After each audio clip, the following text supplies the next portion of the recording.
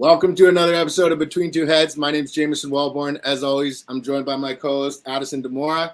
And today, we're joined by Jonah of Whale Oil Extracts. Jonah, thank you so much for taking the time, bro.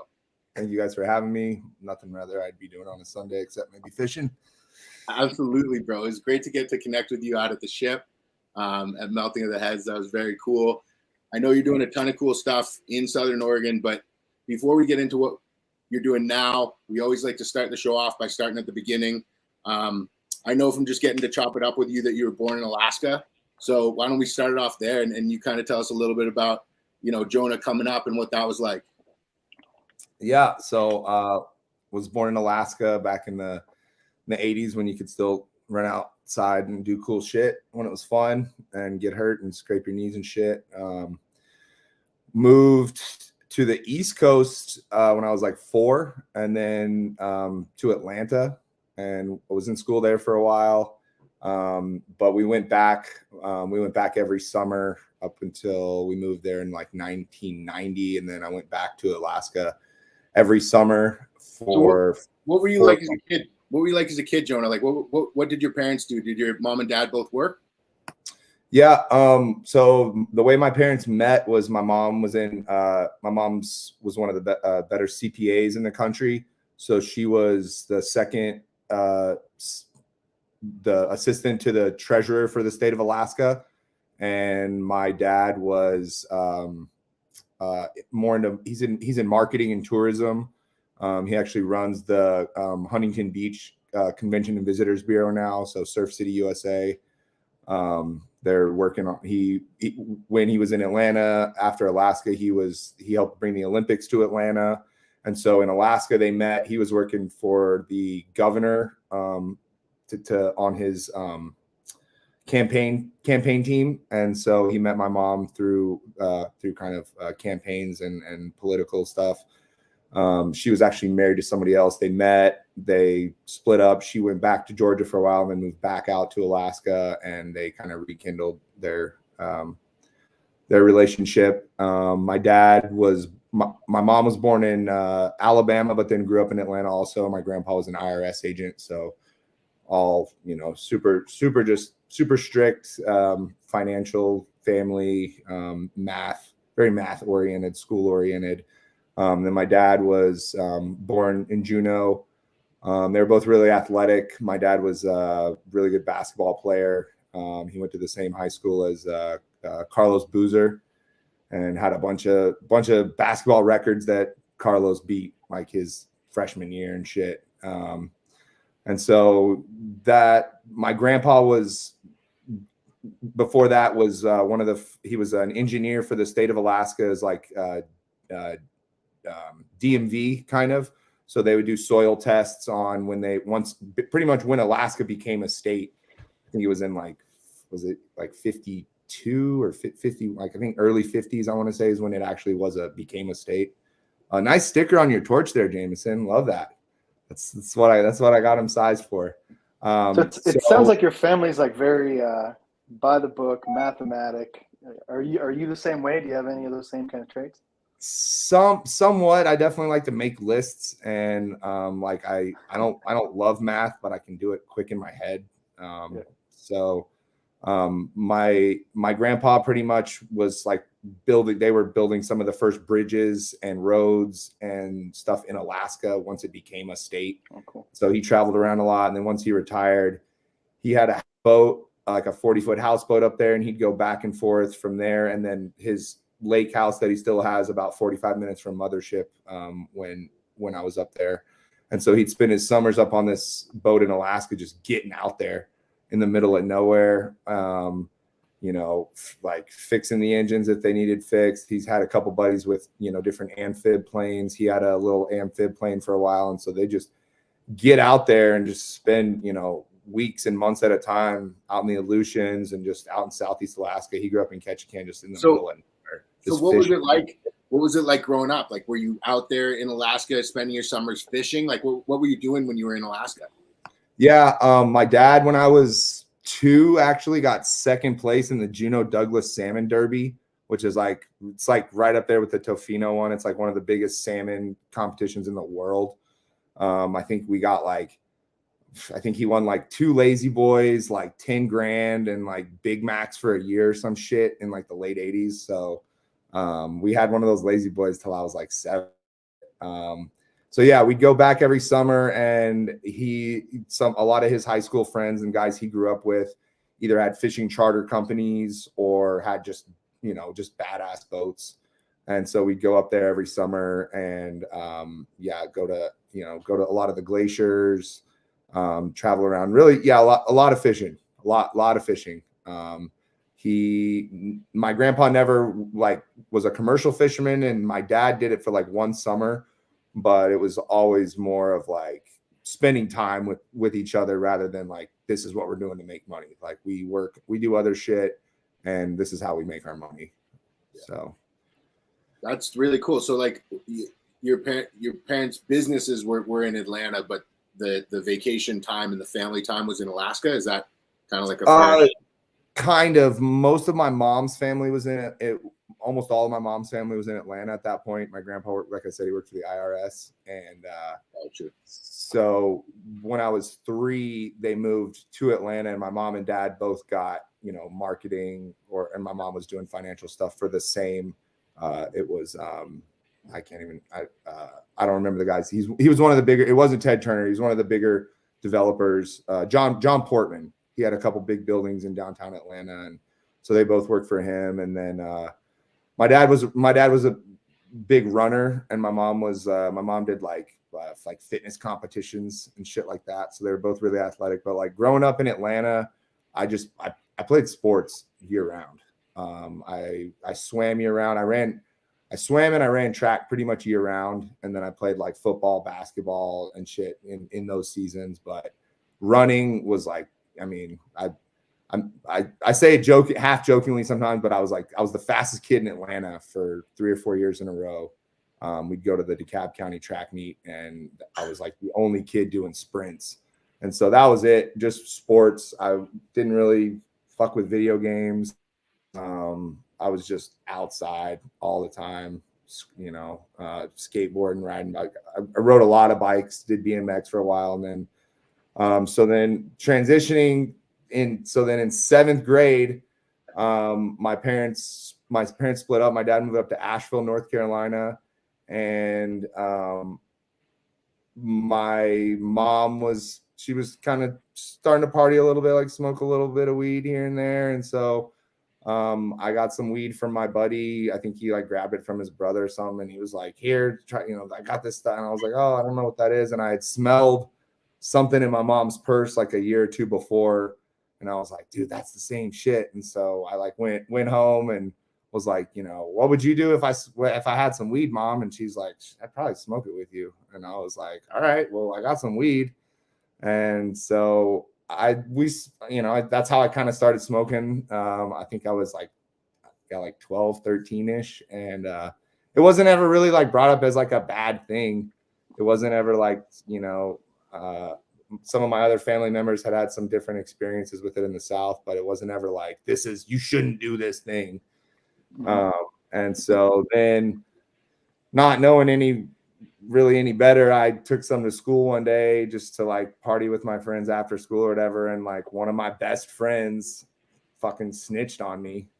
And it was dumb as shit. They came and like grabbed me out of gym class, and they were like, we heard you got something. And he was like, I can smell it already. And so they kicked me out of school, expelled me. I think I had like a cell phone. This was like 1998 or something. And so like not a lot of kids had cell phones.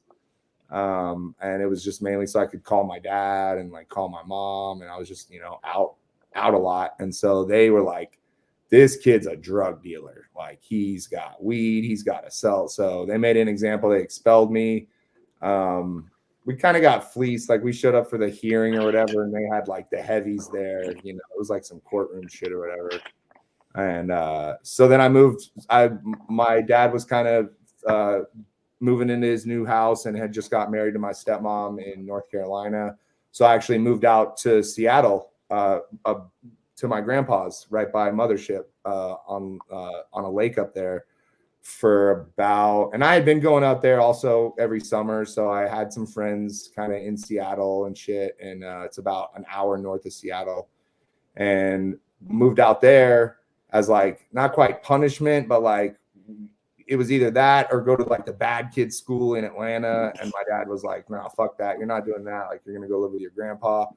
And I got out there, and that's like really where I like fell back in love with fishing. Did a lot of bass fishing with my other grandpa, my mom's dad in Georgia in the South. But then when I went back out there, that's when I really like getting back on the lakes and like going out to the rivers and shit, and like really like falling in love with like Pacific fishing again.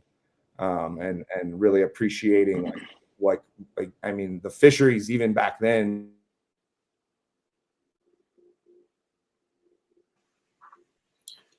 Jonah's on the Starlink, so it might trip out just every once in a while. But don't worry, he'll be right back. Like Marcus. Yeah. Good. Sorry. We're good. You're back. No worries. You're back. Message Elon Musk, is this Starlink, man, even out here. All good, man. Making it happen. You're talking about fishing with your grandfather, working the streams in the Pacific Northwest, and kind of like falling back in love with that. Like, my question is after you first experienced cannabis with your mother, did that like set you on a path where you were using it regularly, or was it something that you only still, messed with occasionally? Like, what that look like? Not really. I mean, what I was gonna say is moving to Seattle was probably one of the worst things they could have done for getting caught with weed, because the weed up there was fucking way better than the bullshit in Atlanta. And yeah, like, so we'd smoke weed and go ride bikes in the woods and shit up there, and like I felt more at home. That's kind of what I was getting at, is I definitely felt more at home. I always kind of felt a little bit out of the norm in the South. Even though that's where all my family's from and shit. I just and I have a real connection to Seattle. Actually, I was born a month premature in Juneau, and the day I was born, they just didn't have the the equipment in Juneau to kind of keep my lungs going. So they actually flew me that day to Seattle, to University of Washington. And I was there, like, kind of overlooking like the football field there for like a month and a half in an incubator. And so I was born in Juneau, but I was, I kind of got healthy and became like a proper little person in Seattle. So I've always had incubated in Seattle. Yeah, I was incubated in Seattle. And I think if my dad's watching, he can probably confirm it or not, but I'm pretty sure I was conceived in Seattle also. Whoa. Hey now. Okay. Hey now. Whoa. Hey now. So full circle there, So yeah, I always kind of knew I wanted to come back to the Pacific Northwest. But yeah, like you said, like you asked Jameson, after I left Seattle and went back to North Carolina, my dad was super strict. Asheville had some awesome weed also. Definitely kind of a little golden pocket, a little oasis out there. For the South, the cops were a little cooler. We'd get caught smoking in high school and shit, and they'd just make us like dump our weed out or break our bowl or whatever. They weren't trying to hem us up and shit. Whereas if you go, 30, 40 minutes south of there down to like South Carolina, like, dude, you're going to jail. Like, that shit, they're not about it. So my dad was not cannabis friendly at all, and neither was my stepmom. So I got caught smoking again, like between my like 8th grade and 9th grade year, like going into high school. And so then after that, it was like every couple of weeks, they'd hit me up on the intercom and be like, "Oh, your dad's here to pick you up." And and when I'd hear that, I'd know. I'm like, I'm going to get a random drug test right now. And I can say proudly that I never failed one. And he was like so sure that I was smoking and getting high. And I wasn't. I didn't really party in high school.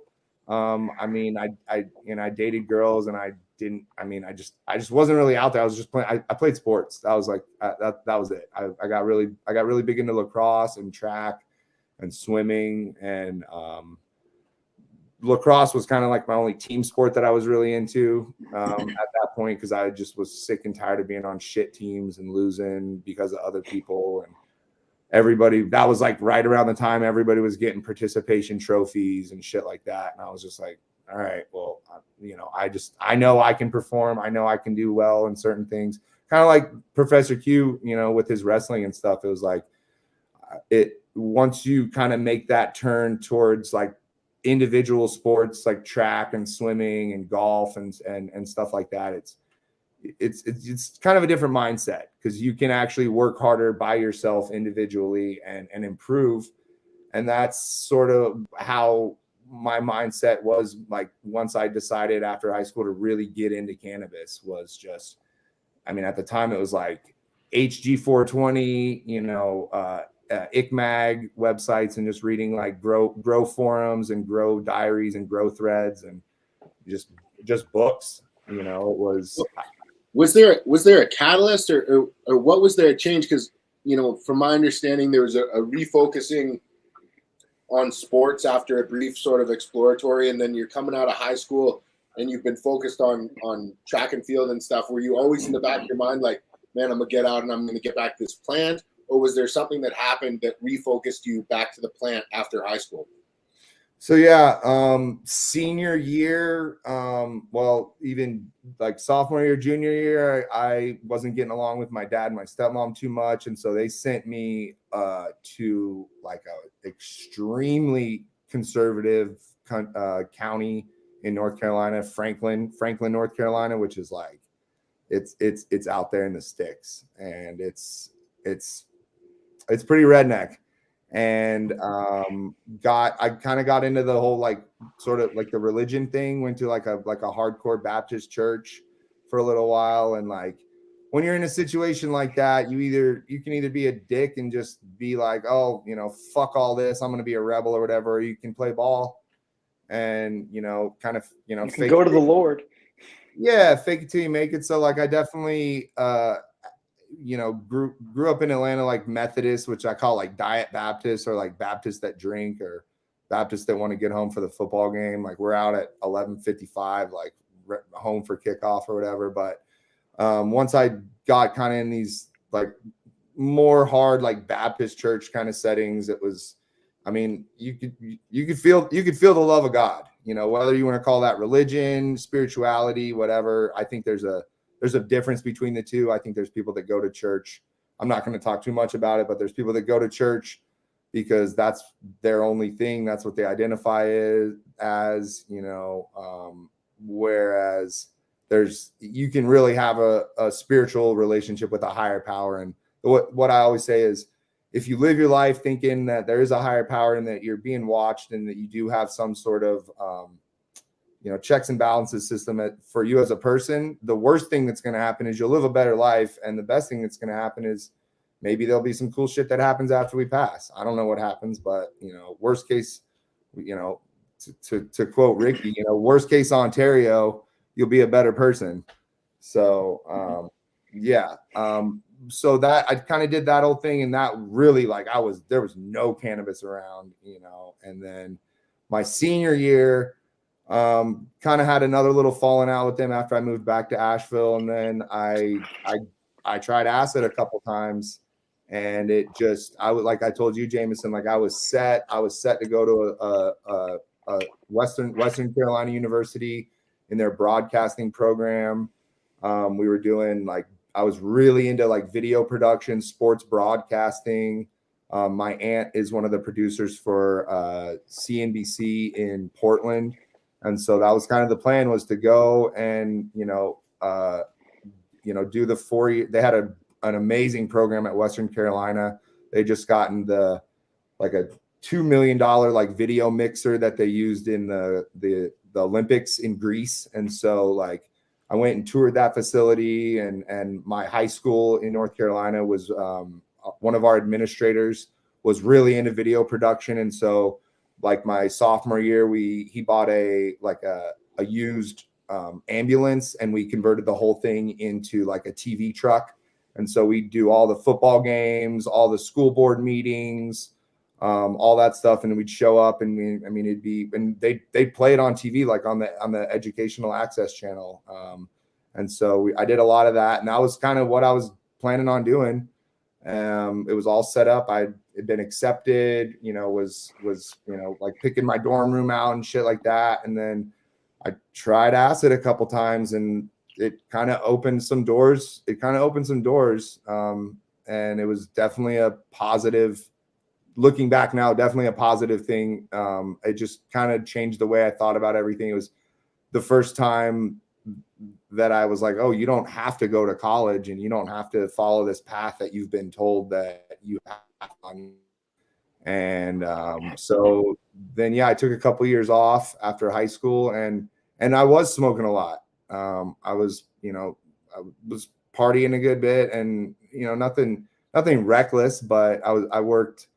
After I graduated in 2006 in North Carolina, and then I moved back down to North Georgia for a while, and started working. I worked in a restaurant for a while, which I think anybody in our industry as a maker, I think anybody in general, period, should work at a restaurant sometime in their life.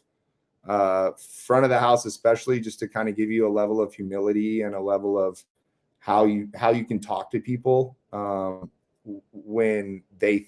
It's an interesting dynamic working in restaurants. It's kind of a team mentality of, okay, we got all these people coming in an hour, we got to get ready for it, and let's do this. Let's work together. Let's bust our asses. It's a lot like working in the hash lab.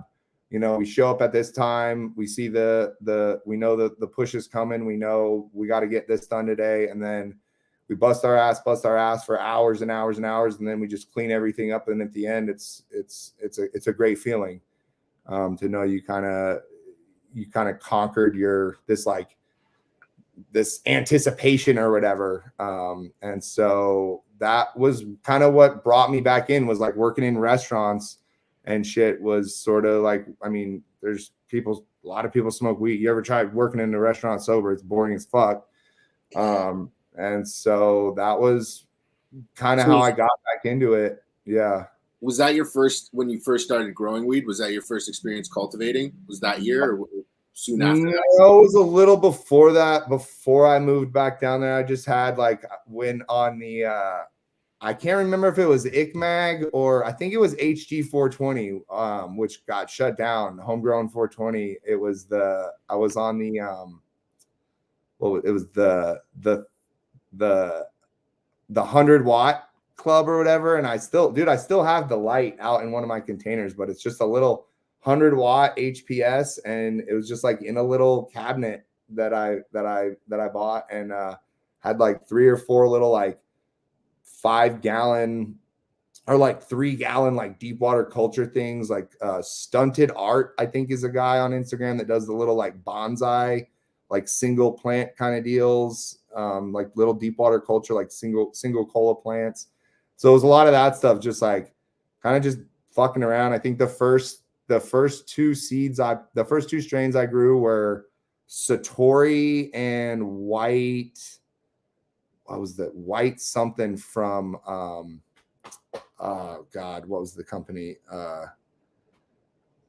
They're over in Europe. And this was while you were still in high school? I was 19. Yeah, 19, right after high school. No, not when I was in high school, but right out. My first little place. That's dope. White Satin and Satori from Mandala Seeds. That's who it was, Mandala. And I saw they actually just came out with that Satori recently again, and I really want to get some of those beans. So that was in North Carolina. That was kind of starting to cultivate. And then I moved back down to Atlanta for a little bit and did a couple things. And then I had the opportunity to move to Southern Humboldt in 2000, at the end of 2008. A friend of a friend was getting some property out there, and he kind of knew I knew my way around things. And he told his buddy, he was like, I'll help you get this place, but my guy's coming out there, to kind of keep an eye on things. And, he trusted me. And so that was I packed up. I had my girlfriend at the time and my car and our dog, and we drove out. And then we lived in a tent for that first year, 6 months. It was Southern Humboldt was definitely. Whereabouts? So it was it was Whale Gulch. It's outside of Garberville. If you're in Garberville, there's, if you go east of the 101 from there, you go up like Alder Point and Murder Mountain and that whole area. And it's pretty rough up there. But then if you go west out towards the coast, it's a little different, kind of out by like Shelter Cove area, like Usaw Beach. It's so they call it the, it's the real Lost Coast, because there's no, the 101 doesn't run through there. You really got to kind of be going out there to go out there. And it's just, it's so beautiful out there. And that being there again, and just the smells of the Pacific Ocean and just, I mean, houses, cabins and stuff, they smell different up here in the Pacific Northwest. Sure. My first cabin that I moved back into, it smelled like my grandpa's house in Seattle. And I just remember just getting back out there and just being like, this feels right. This feels like I'm at home, I mean.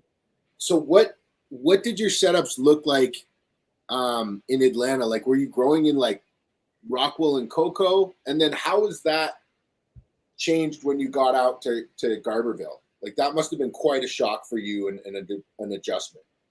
Yeah, I didn't grow a lot. It was still mostly like, we were just growing like deep water culture, like totes with like, 4-inch hole saws cut in the tops, or 6-inch hole saws, like 3 or 4 plants. We had some DNA genetics. We had like some aliens. I don't remember. It was aliens. I don't remember. It was some cuts from, I just happened to meet this chick at an event in Atlanta, and I had a girlfriend at the time. My girlfriend was all jealous, and she was like, "Oh, you're just talking to this chick and this and that." And I'm just like, "Well, we're talking about weed." And then my ex wasn't into weed at all, and we went over to this chick's house, and she had like a full-on fucking hydro setup in a big fucking house in Atlanta. And I was like, oh, like I knew there was people doing shit like that in North Carolina, Boone, Asheville area and shit. But like, I mean, Atlanta's just so big. I didn't really know any of the guys that were doing like the gas house dudes and the dudes that were really blowing it up in Atlanta. I didn't know any of them at the time. And so I was just kind of like, oh wow, like you really can, it's a lot of environmental shit, control shit. Cause dude, it's so fucking hot and humid there. I mean, I can say I never really had like an extremely successful crop when I was doing that. It was a lot of learning. It was a lot of, the pumps were unplugged for a day. Like that's all fucked. But it was never anything huge. It was like, it was bigger than the 100-watt club or whatever, but it was, like little 3-4 lighters or whatever. But it was just, maybe if LEDs were a thing, it would have been different, but it was hard. It was hard to keep shit fucking cold, dude. It was just so hot and humid. And then it just stays hot at night. It'd be 95 in the day and 90 at night, and 80% humidity. So talk to me a little bit about your experience. Like, your partner gets involved with this project outside Garberville and Whale Gulch, and he sends you in as his guy. And this is a scale that you haven't ever even, looked at or imagined before. Like, that must have been such an aggressive summer learning curve. Just like, well, how'd it go? So my job, so I got out of high school, worked at a restaurant, and then right after that, I moved a couple hours south in Georgia, not quite to Atlanta yet, but a couple hours down. And I started working for a really big commercial landscape company. And we did really big like water gardens. I actually want to it's funny, I'm talking about this. I want to reach back out to my boss and just say, thank you for kind of giving me the tools that I have now. But yeah, we were doing multi-million-dollar entryways into big subdivisions where we would go up to like Chattanooga, Tennessee, and come back with like 10, 15 boulders on the back of a semi truck, a flatbed, and we'd spend all day drilling holes in those rocks and setting water gardens and doing 8, 9, 10 zone irrigation setups with huge trees, just like money. Like we did a couple horse ranches that it was just, I think the one job we did, it was like almost $1 million just in sod on this one. And my boss was like, dude, we're bringing like almost $1 million. It was like a $10 million job, just unreal shit. And so I loved it. Like every day learning new shit, learning like really like engineering style irrigation systems, putting all the pipe, who's the guy that does all the irrigation for Jungle Boys? Roach. Wax Track, or what's his name? What's his name? Yeah. His Instagram is like Wax Face. Yeah, Wax Face or some shit, right? Yeah, Roach. Yeah. So like that whole thing, and they have like a whole computer system that does their shit, and they map it all out beforehand with their tanks and all that. But it was a lot of that. It was a lot of like, laying out, here's your 5 by 5 foot hole. Like, let's make all these pipes work with these timers and these rainbird attachments on everything. And then so it was a lot of install stuff like that, and as well as like maintaining systems. So going out and that's awesome.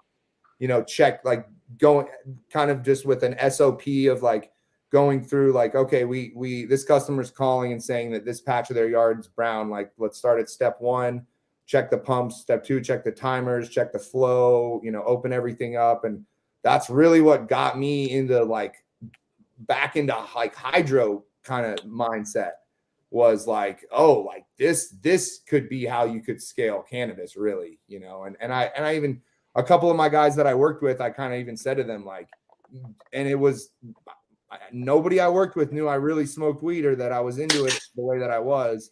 And I'd make a couple comments here and there. I'm like, man, like if only we could, put a couple monsters or something in this or this. And then my boss was super religious. So we did maintenance for a couple churches and stuff.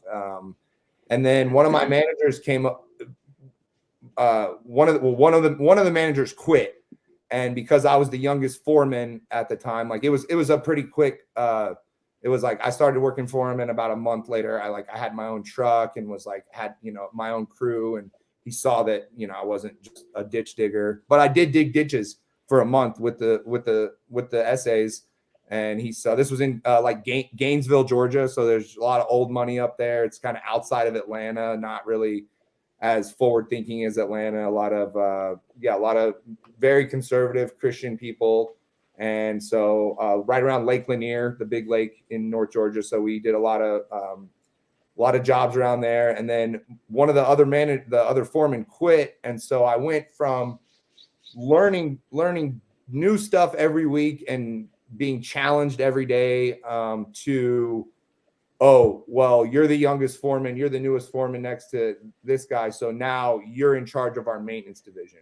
So I went from learning and like pretty much building puzzles and figuring shit out every day to mowing the same lawn every Monday, Tuesday, Wednesday, Thursday, Friday. And I was 19, and I was, I had 7 Hispanic guys working for me that they didn't really respect me, and I wasn't, I'm an okay boss. That's kind of been one of my struggles even now, is like, managing people. But I went from learning stuff and being mentored and taught a true craft to your and fucking trimming hedges and shit like that. And it was driving around, 8-9 hours a day, starting at 5 a.m. with a bunch of sweaty other dudes in just hot as fuck weather.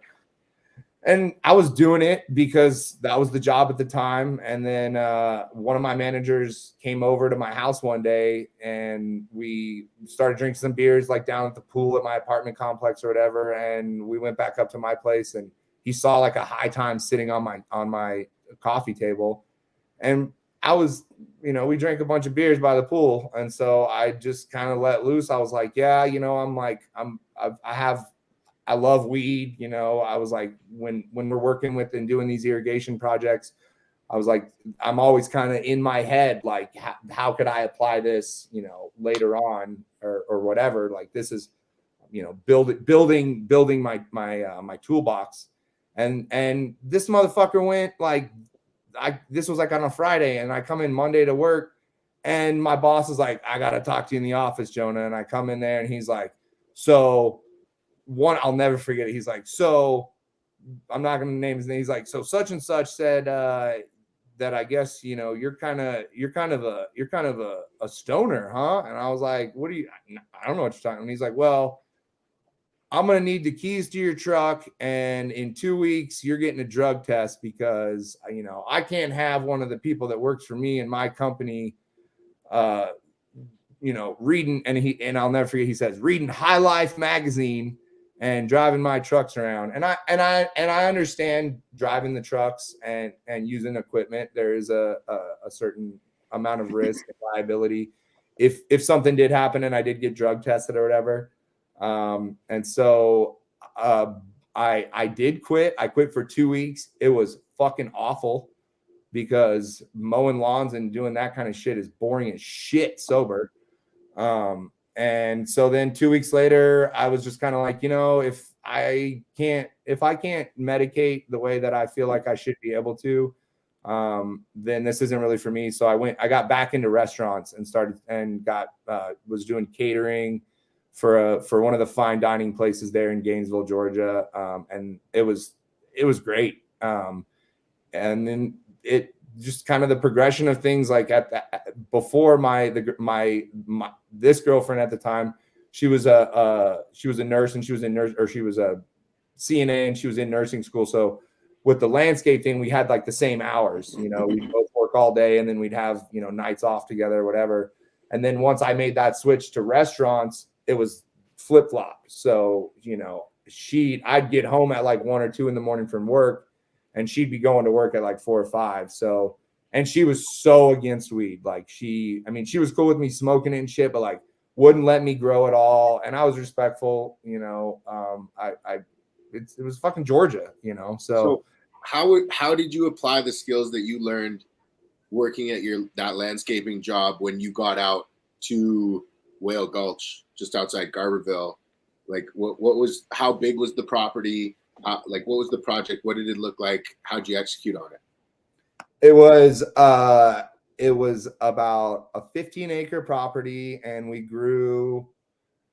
probably grew about 10,000 square feet of canopy. And so it was a lot of, and I mean, he pissed everybody off. The guy that I was working with, he came in, and it was pretty much an unusable piece of property. That was more of just like there was like a little road on it that was like an easement through to this other next door property. And he like came in, pretty much side cut into this hill, pushed this huge pad out. And at the time, I wasn't as conscious of my neighbors and their well-being and happiness as I am now. Maybe it was just me being young, or that it wasn't my property. But like he definitely was sort of a hands-off type dude.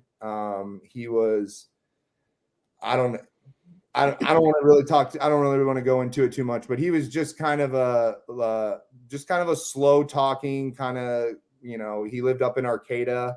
And once we kind of built everything and got everything set up, he was just not there very much. And so it was a lot of figuring out. I mean, we were like what you asked, Jameson, applying the water stuff to that. It was, I mean, dude, we had like a 5-gallon bucket dug out with like a fucking metal screen zip tied around the lid, like dug out into the creek. And that was like what was filling our water tanks.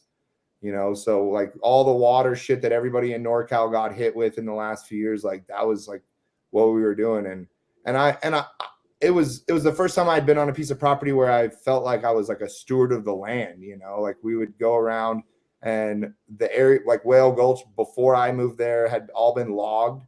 And so there was very little tree coverage back in like the late 80s, early 90s, which is why it became such a good grow area, as well as like Usall Road out there is where a lot of the guys that I worked with kind of cut their teeth when they were, you know, like, you know, second, third generation growers, which Usall Beach goes basically from like more or less like Shelter Cove, Garberville area, all the way out to like Mendocino proper on the coast. And it used to be just like Manzanita patches and shit after they logged it. And so a lot of the guys that I really learned, I didn't learn shit from that guy about how to grow. It was more me just like figuring shit out, you know. Clean water was my biggest thing. So learning how to like settling tanks. If you're pulling water right from a creek, you kind of got to pull it into one tank and then have another overflow in that tank so that your clean water's coming off and you don't have a bunch of sediment in your shit.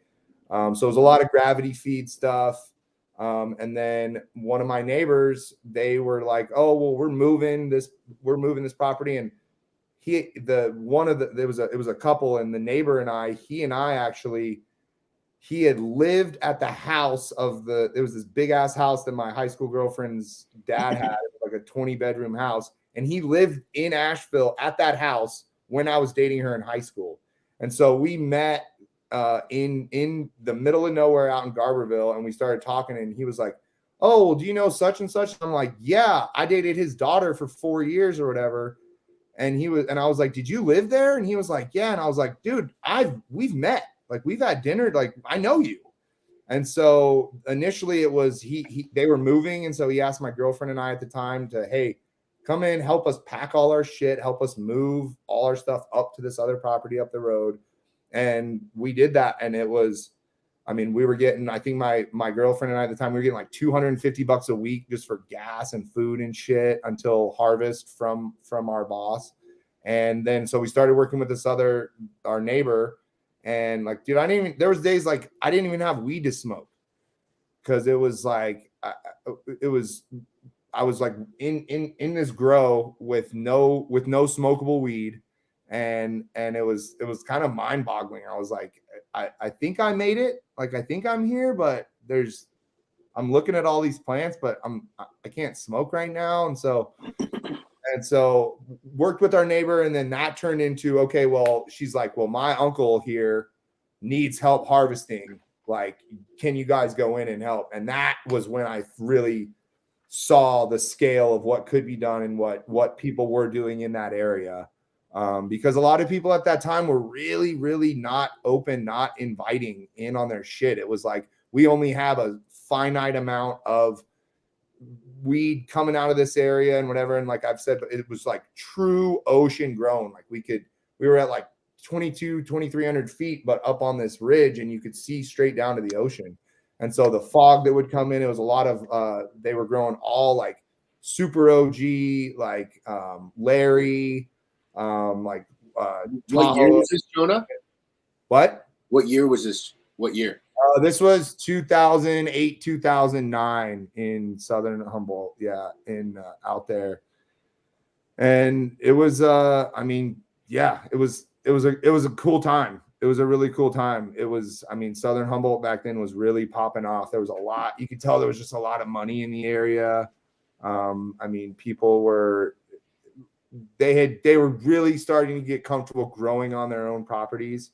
And just hearing the stories of them, like, you know, these were like second and third generation growers at this point, and hearing the stories of them like pushing water tanks up hills and, you know, burying line. I used to call the polypipe the veins of Humboldt County, because you'd go to an area of the property that you hadn't been before, and you just start seeing all these like little random, like little guerrilla setups and shit. And so I was cleaning up a lot of that just in my free time. And so I was, like I said, I was trying to really be a steward towards the land, and, you know, really just clean shit up. That's kind of one of the biggest things that I have issues with in our industry, is just how fucking much waste we create. Going to the dump up here and shit now, it's just like, it's all you fucking see, especially from the hemp farms and stuff. And so that all went down. We were growing there, and then that's when I started making hash solvent. Like, that's really when I started washing. So working with those other families that just, I mean, everybody was like throwing trim away and getting rid of it. And, you know, it was interesting growing there, harvesting there. I always felt like there was kind of a better way or a more useful way to use this product. Did you ever have a open blasting phase, or did you jump right into solventless and sort of stay in that vein? Say that again, Jameson. Did you ever were you ever open blasting, or did you jump right to solventless? So I started with solventless. I'll tell you about my first wash I ever did. We went and I got the 32 gallon. It might have been 40. They were either 32s or 44s of the bolt bags from Trim Scene Solutions, Joey Berger's spot, the Humboldt local, when it was still cracking. And we went in there and they pretty much just sold like trim scissors, trimming machines, and bolt bags, and like, wash bags.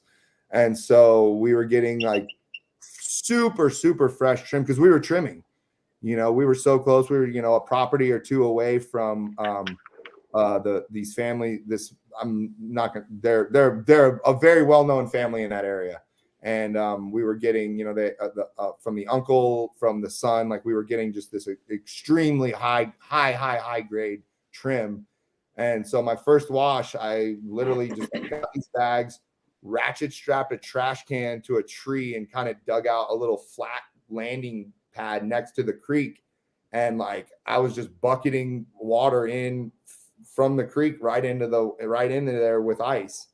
And I'll never forget like that first time I pulled out, I think I was running like a 220 and then like a 160. And like that first time I pulled out like the 120, and it was like a softball of hash. And I was just like, I kind of looked at the girl I was with at the time and was like, holy shit. Like it was like panning for gold almost in a creek is the way I think back about it. It was, no electricity, no cold room.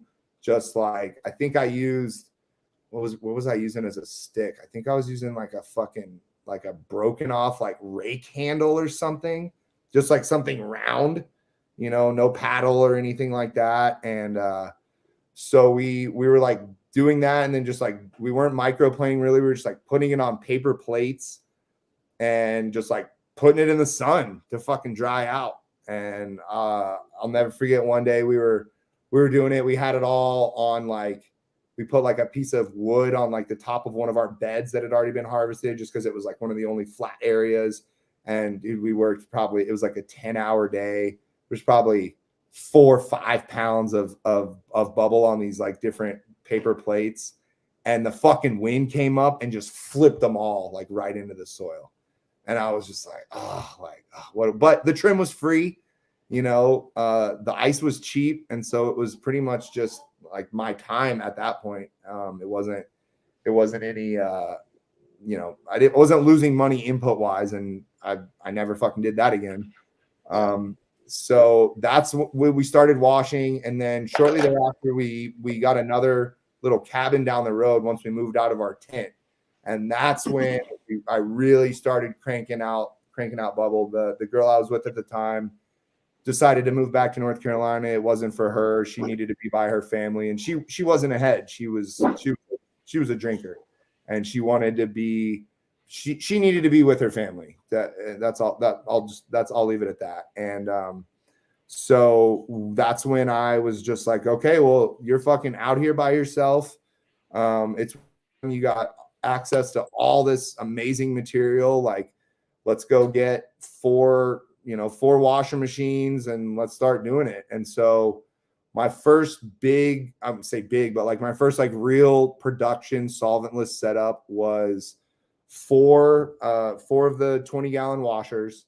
And then we ran like a 3-inch ratchet. It was pretty much on this kind of deck, like a probably 20-foot by 30-foot deck on the side of this hill. And we ran a big ratchet strap between a couple of trees. And then I had my 4 washers, and then I had 4 pickle barrels set all up next to each other below that ratchet strap. And the bolt bags, which I'm stoked. I just got I don't think they were making them for a while, but they just started making them again. They're conical and they're all mesh, and the top has a metal ring in it. And then there's 4 little grommets in the top. And so you can suspend these bags. And Bolt Bags, even for a while, was making this like strap kit. So it was like 4 web straps with clips on the end. And so I had my 4 washers and then a 220 conical bag suspended up above a pickle barrel. At first we weren't even using the strap because the top lid of a pickle barrel, if you just screw the top ring on, those bags will fit right in there perfectly. And so then we drilled a hole in the side of each one. And so we'd have these 4 barrels with these bags in them, and then a sump pump in each barrel, And so we'd wash, pump through the first bag, and then we had Christmas tree like foot switch timers on each pump. And so it would cycle in the first one. Once that one was kind of going through, you turn the next pump on with your foot and it would start cycling. And so at a point, it was almost this linear, kind of almost a closed loop setup. And if I was by myself, I could pretty much just do 4, run them through, and then pump the water back in and get it going again. But once I had somebody helping me, we almost have like two sets of water going. So we'd be pumping and filtering while we were washing again. And so, I mean, we could, volume wise, we could get through a lot of shit in a day. Not in a cold room. It was in the winter time. And we were just drying it, on paper plates. Like we had a bunch of like window screens that kind of came with our cabin. They were just like these handmade like metal or wooden frames with screens. There was like 20 of them. And so we'd put everything on these paper plates, not really microplane it, but definitely break it up. We definitely saw that like getting stuff into little pieces, it dried more consistently, and it was there was less chance of it like molding later once it got packaged or whatever. And so we were drying that shit like by the wood stove and just like pretty warm, pretty gnarly shit. And that was the move for a while. And then we started open blasting a little bit because we were like, oh, well, what's this BHO stuff that everyone's been talking about and this and that? And I don't know what I was thinking at the time because I should have just stuck with solventless, but it was rosin wasn't a thing.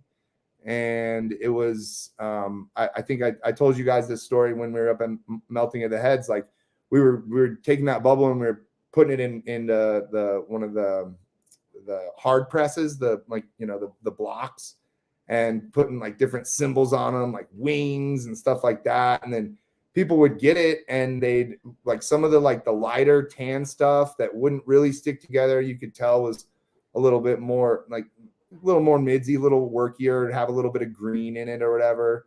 But then the dark, like the dark stuff that was like greasy, that like wouldn't hold the image of the wings, or wouldn't hold the, when you scratch on the back, like what strain or how much it was, it wouldn't hold that.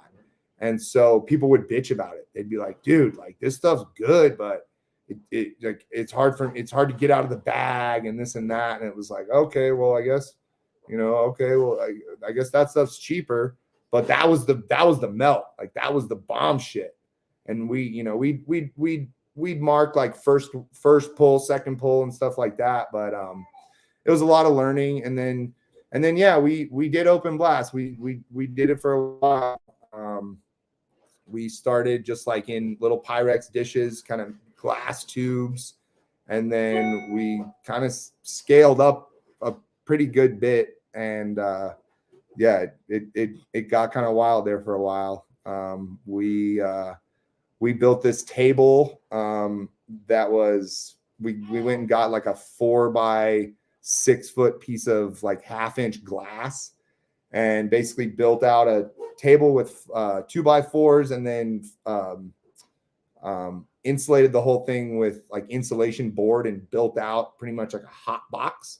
And then underneath that, we had 2 propane turkey fryers, and that we would just fill up with water, like probably 15-20 gallons in each one of just boiling water cauldrons, and with doors on the front. And so we'd have those. And then we built these things called 6-shooters, which were just like it was like a long wooden box and with holes, 6 holes in each one in a straight line. and it was like conduit PVC with a cap on the end with a hole in it. And so it was a box about this tall with the tubes going out the bottom. And then on the top, there was 6 more holes that were the size of butane cans. And so we had 2 of those. We had 4 of them, but we would suspend 2 at a time up above that box, get the whole box hot as shit, with no butane, like nothing, no open butane or anything. We turn these flames on and get the box up to like 170, 180 degrees, turn them off, and then we'd hang these 2 boxes with tubes on them and put our cans in, and then another board on top with 2 bungee straps on each one, and it would pretty much push all the cans down. And so we'd have 12 cans going. I'll send you, Jameson, I have a picture of it. And I'll send you a picture. And so we do those, and then we'd sit there and just kind of push them back and forth over this hot glass. And we'd run it like 2 times. And then I built another box that was similar to like almost like a Futurola type looking thing, where you'd flip those upside down and then put this other box on top where the tops of your tubes were smooth with it. It was like a joint rolling machine. And then you dump all your trim in there, scrape it back and forth.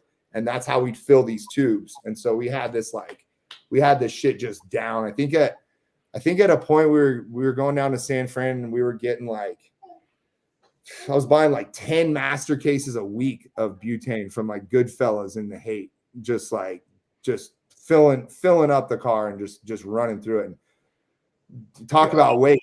We talk about a lot of fucking cans. And the only thing I would say is I did get into I got good with the guys at the dump down there, because I would recycle all my caps, and then I would get a cheaper rate on the cans because they were metal, just because we just had so much. And I mean, I'm sure those cans are sitting in a landfill right now.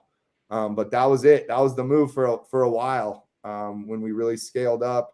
And then during that time, we didn't grow for a while. We grew like the first 2 years out there, and then we got this other property and we weren't allowed to grow there. And so there's like a 4-year stretch down there where that's all I did. We didn't grow. And at first it was rad because people just wanted to get rid of their trim. They just didn't want it around. It was evidence. They were burning it. They were, just getting rid of shit. And so we were pretty much just going around like, let's let as much as we can get. Let's get it. Let's go. Let's get all we can. And then there was like one season where the fires were really bad. And so we got a bunch of material that was like, smelled like straight smoke. And that's when I started being like, okay, well, if this is something long-term, and was working with different people, you could start to see the differences in the quality and the finished product. And so that's when I really was like, well, we need to start either growing our own, or, we needed Pyramid Pipeline is what we fucking needed. So that was fun that we did that for a while, and it was kind of seasonal. I had another partner at the time. Like, what happened next? Like, what was the next evolution? Like, was whale oil extracts birthed in Whale Gulch? Is that okay? Yep. So that was the name that you went by when you were producing all this hash. Yeah. So we were on the 215 market.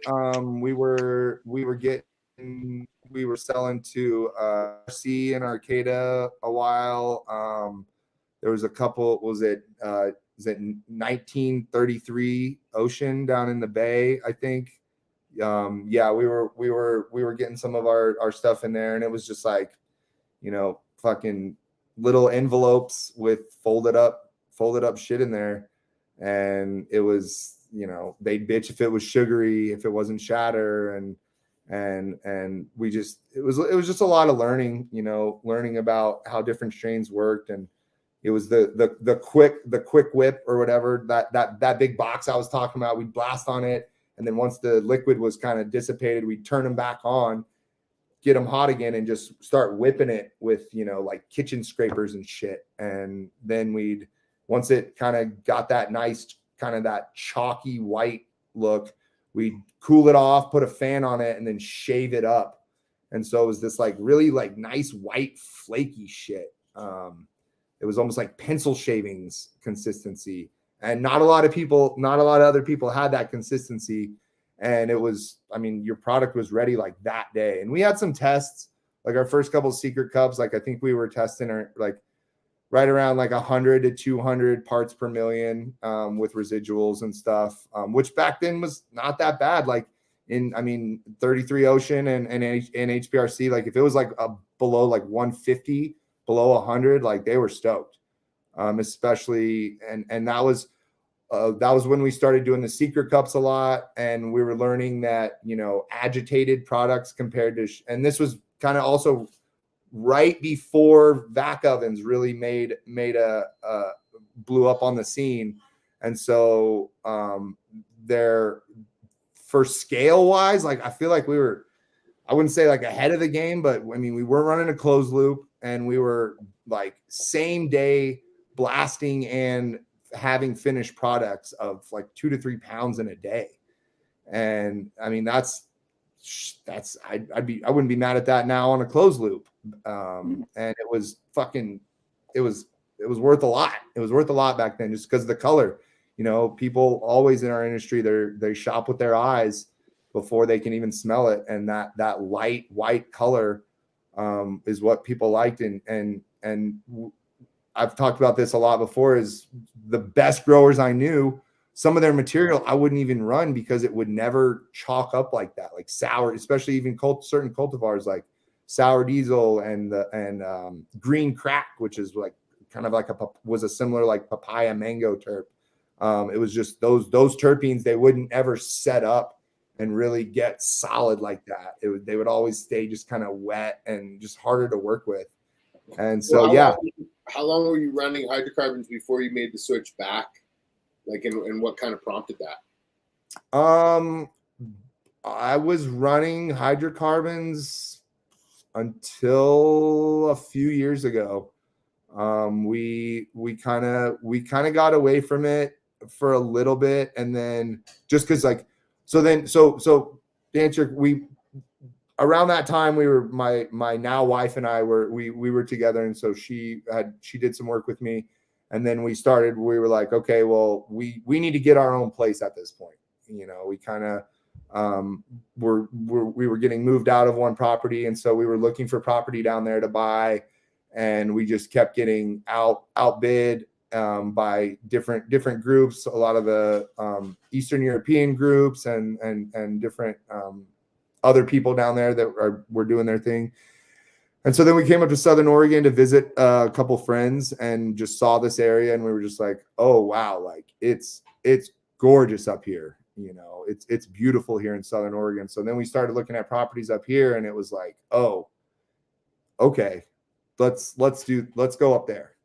And so that was when we really focused for those first couple of years on growing scale, like getting big, growing. And so, you know, I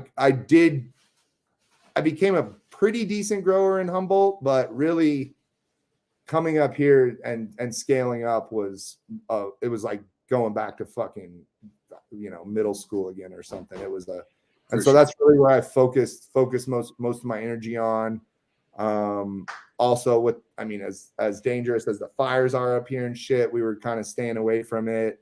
But at that point we had gotten a closed loop. I had been running a closed loop in Humboldt for a while, and it was fun, but it was like, it wasn't like that first big ball of hash I pulled out of that bag the first time, you know. And then we just, you know, once flower rosin kind of came back around, I sort of got into that. I bought the wrong press, honestly, like going in. Did you see the video from Soil Grown, or what? How did you hear about flower rosin? Yeah, I actually, Soil Grown was I wouldn't say a good friend, but like we went. It was I think it was hemp, one of the hemp cons at in Sonoma there, and even backing up a little bit to the hydrocarbon, like like Addison, and I was talking to him about this at Moth. Like, I went to a panel. It was at one of the High Times Cups. It had to be like 2011, maybe, or maybe even 2010. And it was you, Rezwan, and Grey Wolf, and then one of the guys that worked with Grey Wolf at the time. And I was like in the front row, just like asking as many questions as they'd let me ask. I think Addison at one point was like, yeah, like run your ovens a little bit higher when you put your slabs in there. And I'm like, well, how much higher? And he's like, just kind of eye it. And I'm like, well, how much higher? Like how many more degrees higher? Like, what do I need to do? And so then I quit. Like those first few years out here in Oregon, I didn't smoke a lot. I was just focused on working a lot. I wasn't fishing really much. And we were just like, it was just pretty much my wife and I and like one or two other guys that would come in and help us build shit out. And we were just growing a lot of fucking weed.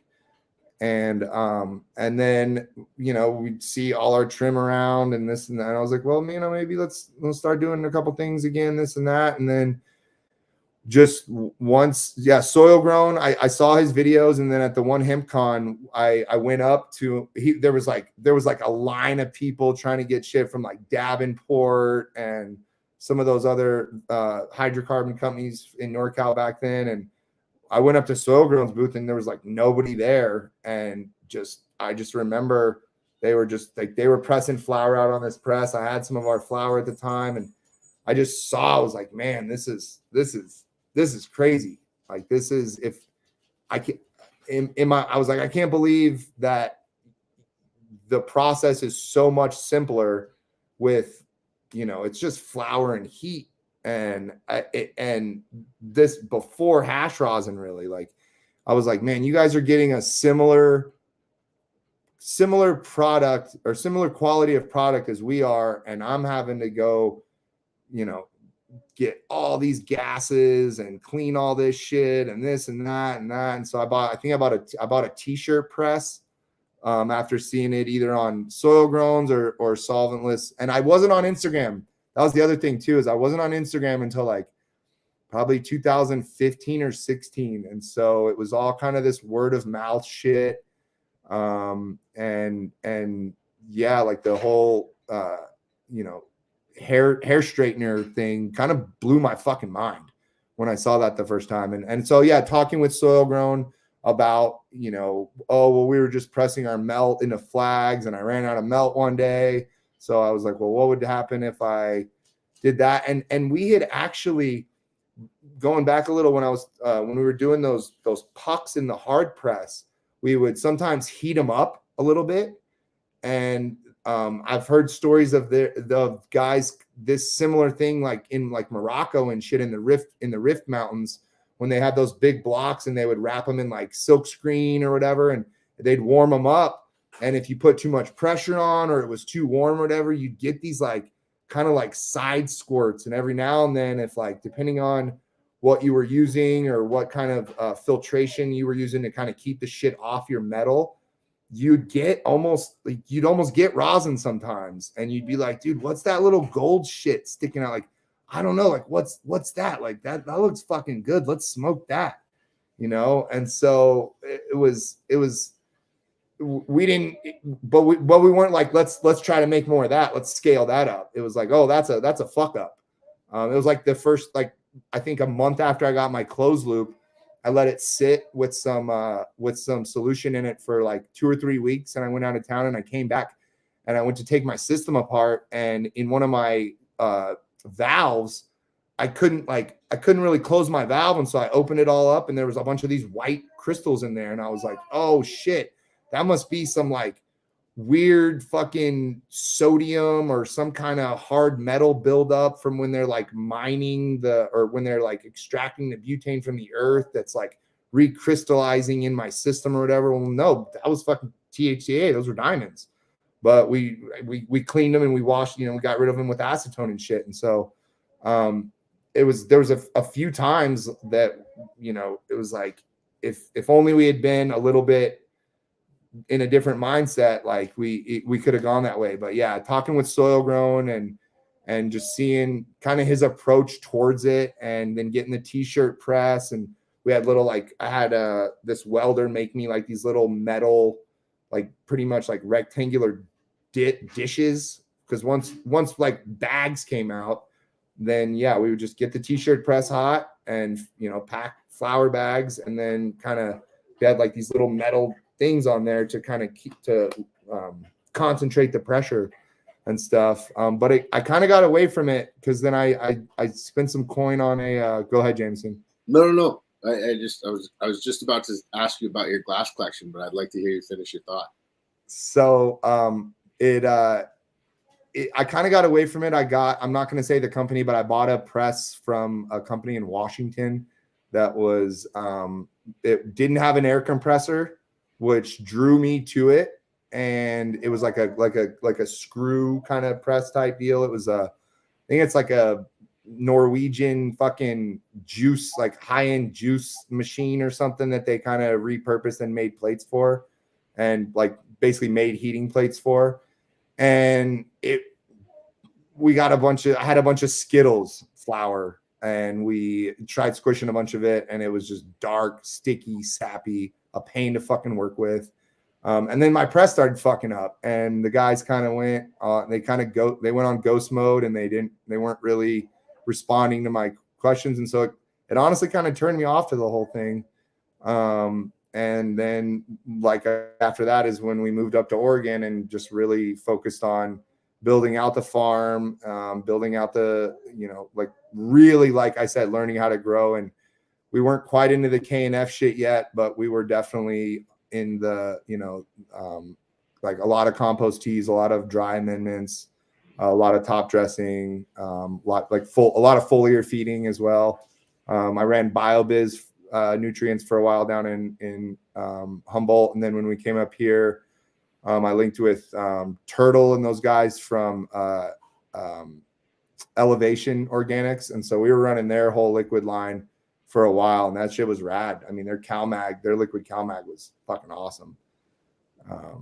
So yeah, that's sort of where we got, and then I just started smoking rosin again, probably like 3-4 years ago, and then it was just kind of a, you know, like, okay, well, let's start making this, and trying a little bit with trim here and there, and it was like, that ain't it. And so then it really, it helped that the Sherb, our Sherb's always been our staple strain with us, and it helped that was a fucking dumper, because I remember the first time that I was like, I can't believe we're taking these whole plants and just fucking freezing them, like this shit's worth X amount, this and that. And then when we washed it, it was like, oh man, like it took me right back to Southern Humboldt, you know, back in the day, just like that same feeling of just like pulling these just big chunks of clean water hash out of bags. And the fact that it was my wife and I had been growing it, and I knew what had gone into it.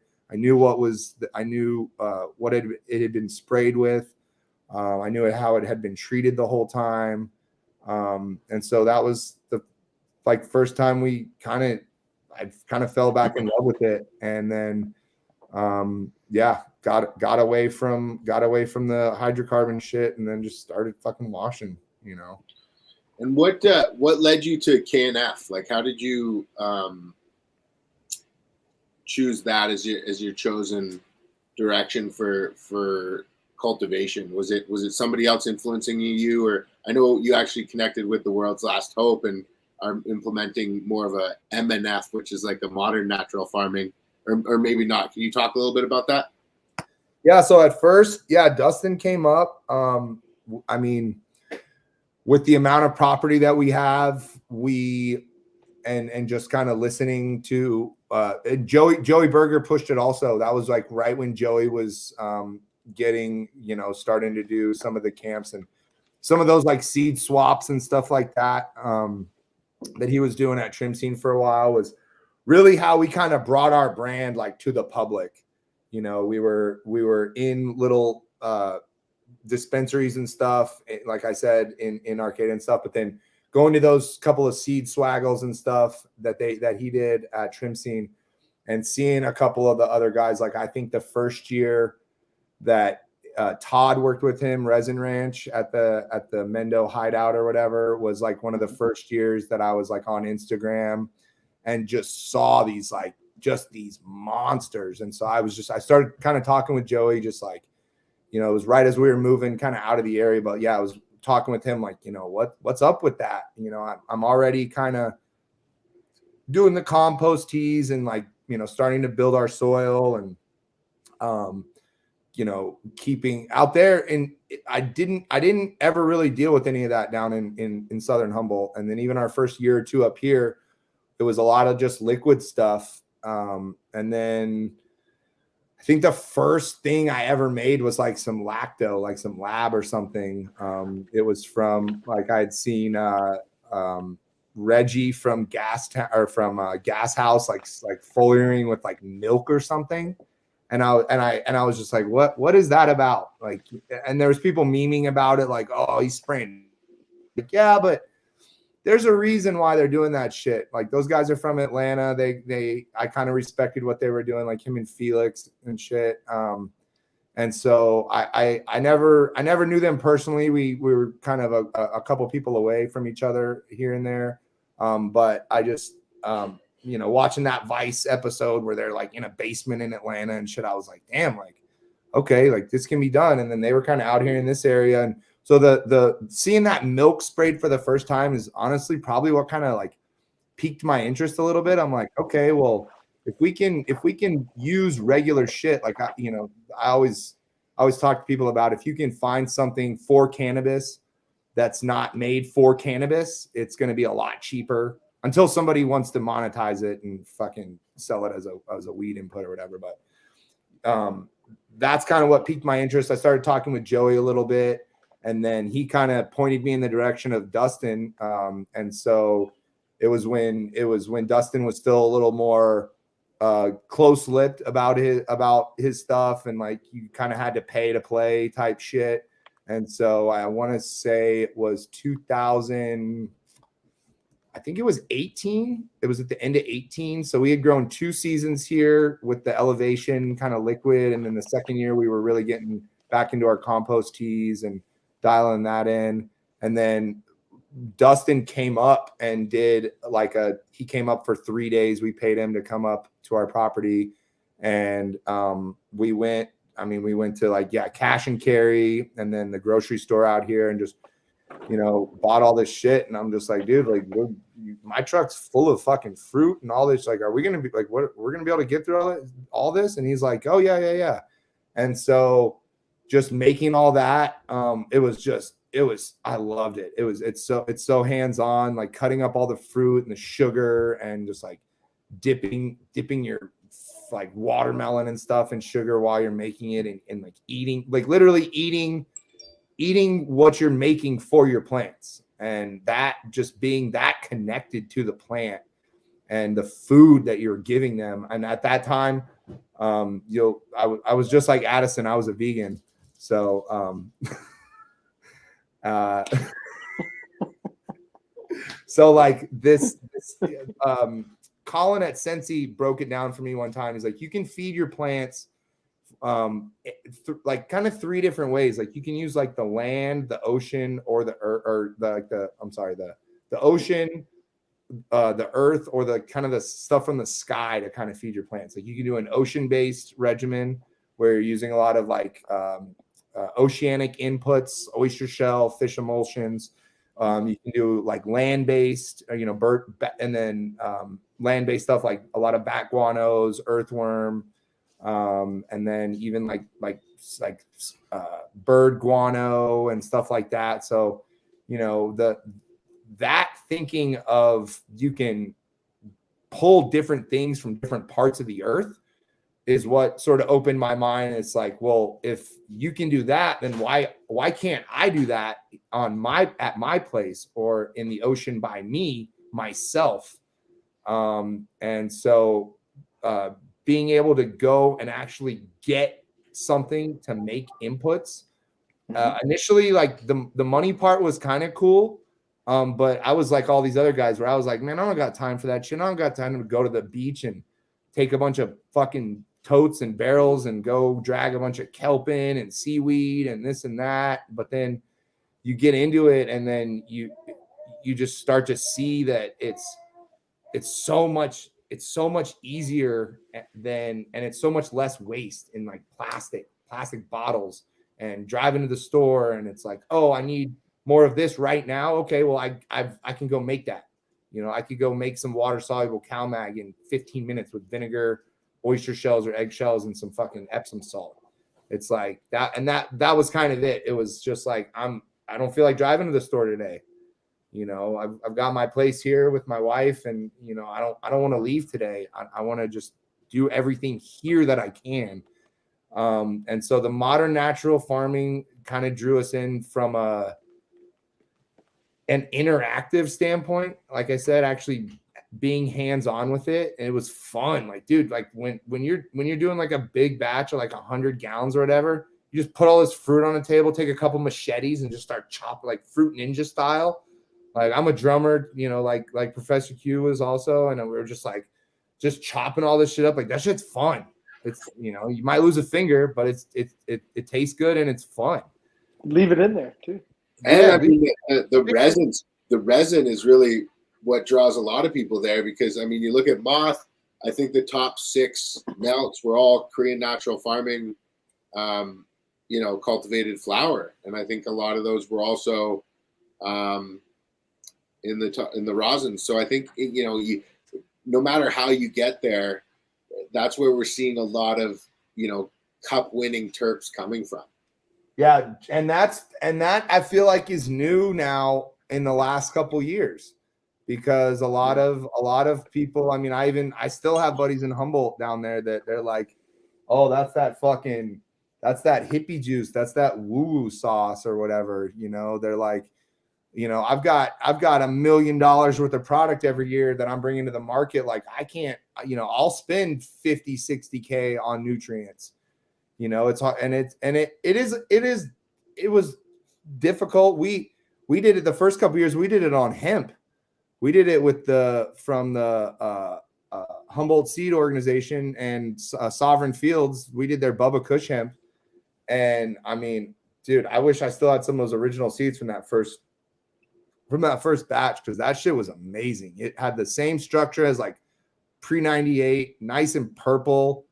It was good. There's a company here in the area that grew it the year before we got into the hemp game, and I tried some of the pre-rolls, and I was like, damn, like I could smoke that. I would take breaks, every few months from dabbing a lot, from dabbing a bunch of BHO a lot, and smoke some of that stuff. And I was like, dude, this is good. Like, I'm down to grow this, and so at that point, the first 2019 was the first year that we really did hemp. And for me, I was like, we're doing this crop that's so close to what we've already been doing.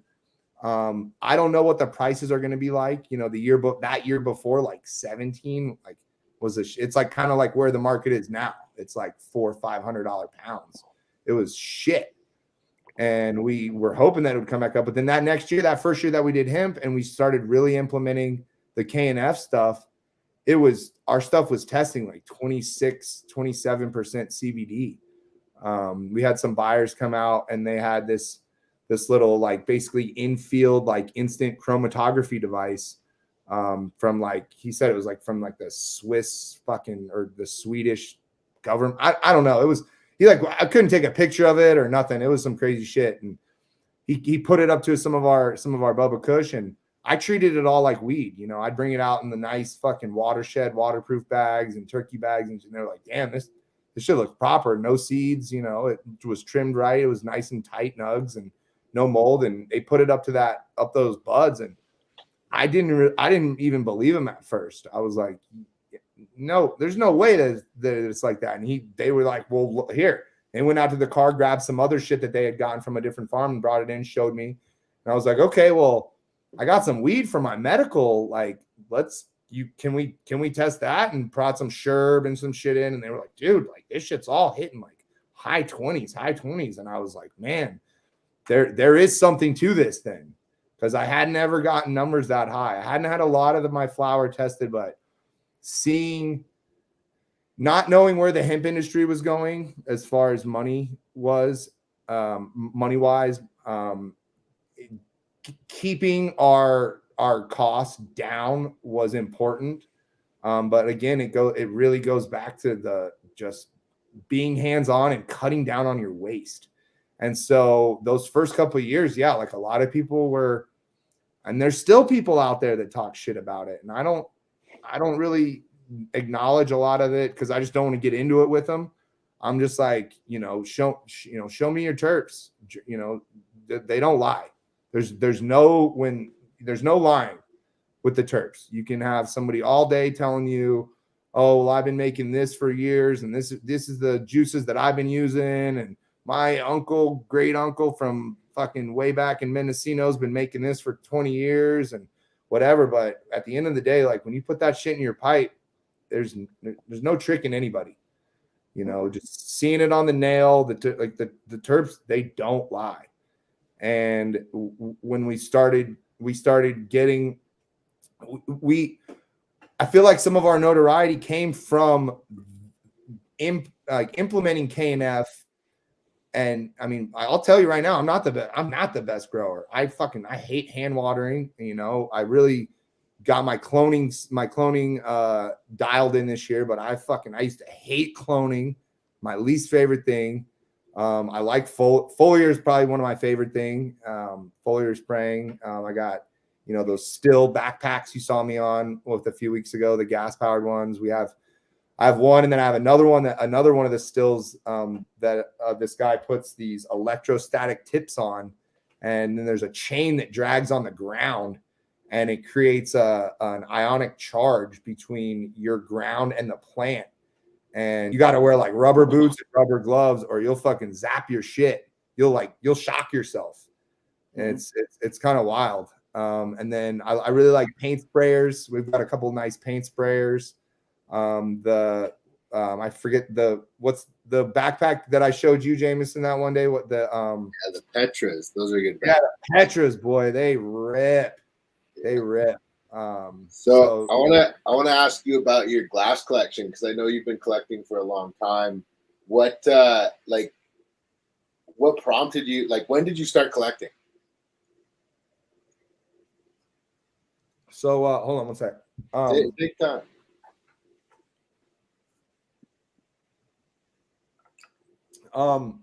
So in North Carolina, in Asheville in 2008, 2009, I met my good buddy, Bronx Glass. Shout out Chris, super close friend. We met at a music festival, and he was a pretty well-known glass artist in North Carolina, in Asheville. We were at a music festival, and I had let my buddies like borrow a bowl, and they went MIA. And so I was like, I didn't have anything to smoke out of. I had some just amazing fucking it was like the real Ken's GDP shit. It was like just amazing purple weed, and was kind of walking around, and I had this like crazy light thing. I was like smoking a joint and like blowing smoke into this laser thing I had, just being trippy and weird. And Bronx grabbed me by the arm, and he was like, "What is that fucking thing?" And I was like, "Oh, dude." And I showed him it's this thing that like spins a string, and it's just some trippy shit, just some party shit. And I was like, "Hey, my buddies just took off my bowl. I got this, it was like classic, how high story. Like, I got weed, you got papers kind of deal." And he was like, "Oh yeah, I might have a pipe or something back at my booth. Like, why don't you come back there with us for a little bit?" And it was one of those like looking like left, right. Like, do I go find my friends? Do I go with this? And I was like, well, fuck it. And started walking, and I was like, yeah, I'm Jonah, whatever. And he was like, oh, I'm Bronx. And I was like, wait, like Bronx glass, like from like the head shop, like with your own case and shit. And he was like, oh yeah. And so I went back to his booth and just spent most of the rest of the weekend just dicking off with them. Like we were shooting fucking wooks with like these like long like marshmallow guns they had made out of like PVC and shit, and just they were like live blowing there. And so from there just started hanging out with him a bunch, spending a lot of time around glass studios. And then at that time, Eugene was down in like Athens, Georgia, and shortly thereafter, when I went back down to Georgia, Bronx ended up moving down to Atlanta, where he's still at now. And we were just spending a lot of time together, and he started working at another glass. He and a couple of my other friends opened up another glass studio. And that first big show that I went to, it was Bronx, Jason Lord. It was really like a Jason Lord show, but Bronx was working in that shop, and then Eugene came down and did a couple pieces with them. So from that show, there's a marble that Bronx and Eugene made that I have, that Bronx gave me. And then it was like, once, flower was whatever, I had some bongs and shit before that, and, a couple roars and stuff. But once I saw once you really saw dabs and the nails and that kind of shit, if you were a hash maker, you were kind of pushing each other at this. And I feel like that's still the same thing quartz and stuff is where it is now, but it was always sort of like, we're making better hash. Like, how can we ingest it better? Like you say, Addison, like terpene and analysis devices, terpene analysis equipment. Yeah, exactly.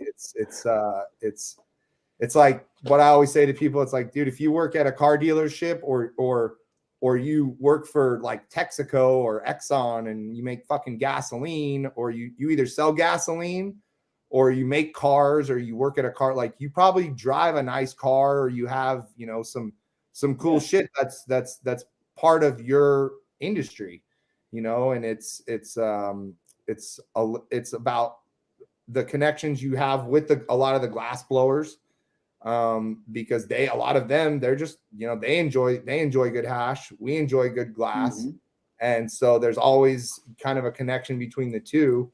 And there needs to be more of that identified. And like, I really look to Addison, and I think he's doing a great job. And I try and do, as much as I can to like draw those correlations between glass and hash, and how, you say, Addy, like, one's always pushed the other, and totally. Yeah, I think that's really cool. Well, the backside of one is the backside of the other. Like, they're so together in what they do. It's crazy. It's because you can't do one without the other. One has no purpose without the other. Yep. So as one evolves and changes, the other, because it's a consumer, being the glass industry, is so quick to adapt. Like, oh, here's a new nail to smoke this, and here's a, because the glass blowers are up late at night. I mean, Jameson, you've witnessed what Deppy gets into in terms of just using kilns, and then the rig is the nail, and the fucking, they're really ingenuity. Their ingenuity is crazy in terms of consuming hash, and because they love hash too. I mean, I don't think there's another guy beyond Deppy. Deppy's pretty rare in terms of how much he fucking loves hash, and then how much he influences with what he does in glass. Because now he's, the Pyramid Crew is him and Buck and all those guys together doing collaborations. WJC, there's all those guys that are in that group.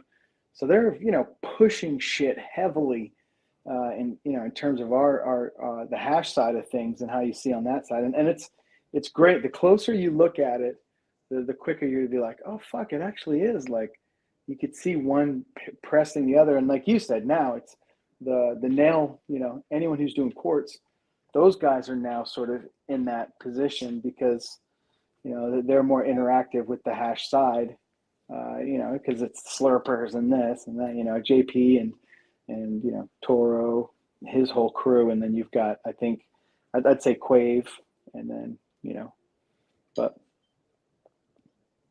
Yeah.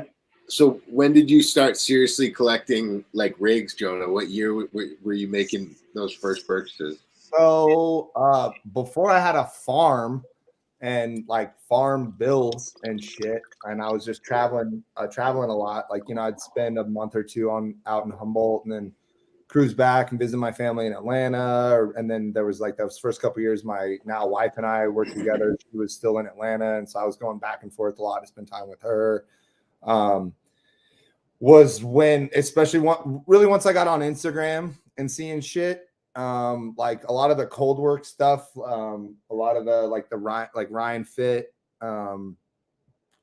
those kinds of like I have a few Kuzels, and then Bronx too, just like being around them in 2000, like being around Bronx in like 2010, 2011, 2012, and just like Addison said, like being up late at night by yourself, working kind of in quiet or with music going. Like there's a lot of parallels that can be drawn between us and glassblowers, like especially before I had a cold room, like, yeah, we'd make cash only in the winter when it was cold, usually at night and shit. And that's how a lot of the glass, like they work at night, they're up late, like shit. Saturday night at Moth, I was up with Scott till 5 a.m.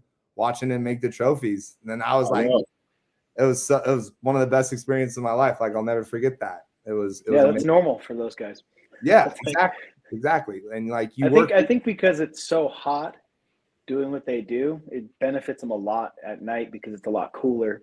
Yep. Cool off more quickly, and then no one's fucking with them because some of that shit, man. I don't know if you've got a chance to watch him do those seals and other shit, breaking out the smaller torch, and and you're just like, what the fuck? He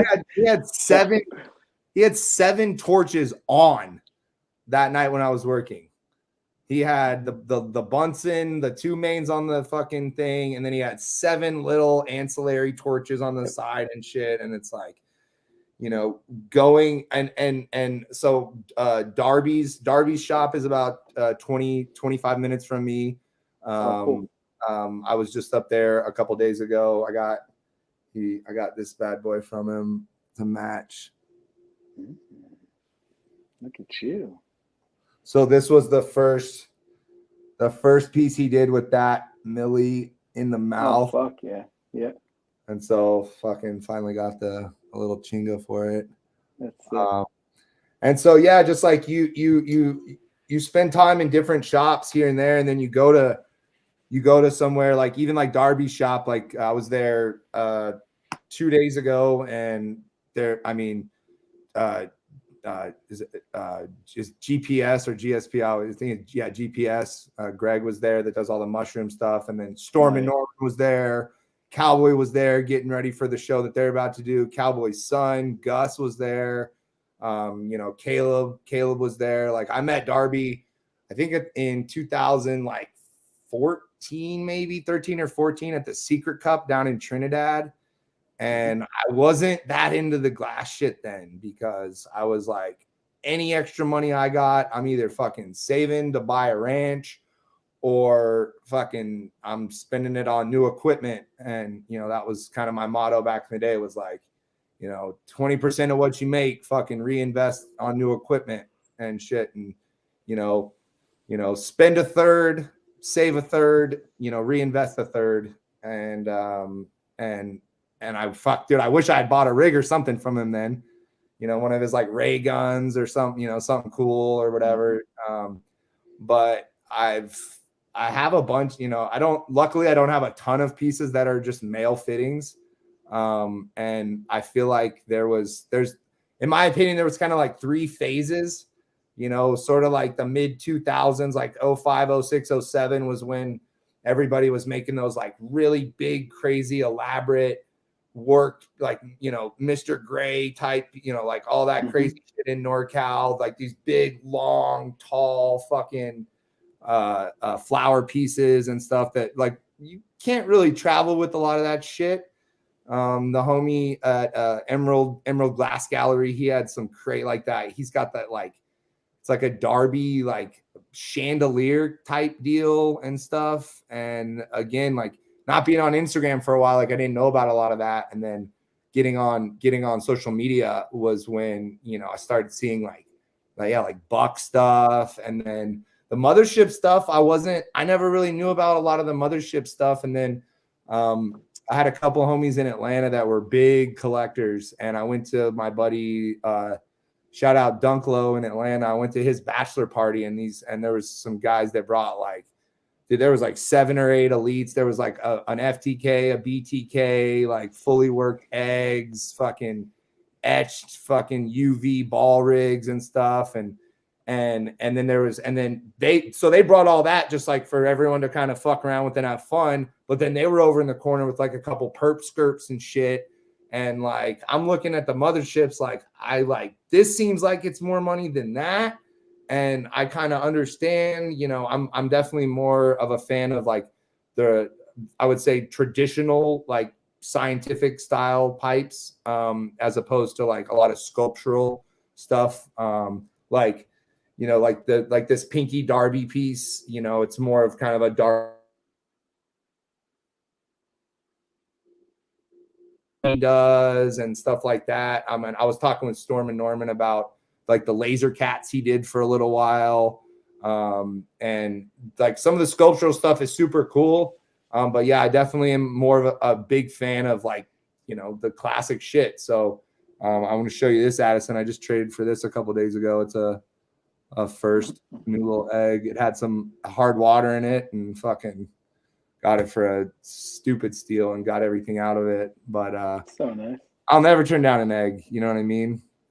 Yeah. So it's a real, I wouldn't call it an obsession, but it's definitely, I love it so much. It's like, I mean, it looks like they're moving, you know, there's a lot of the pieces, the way they flow.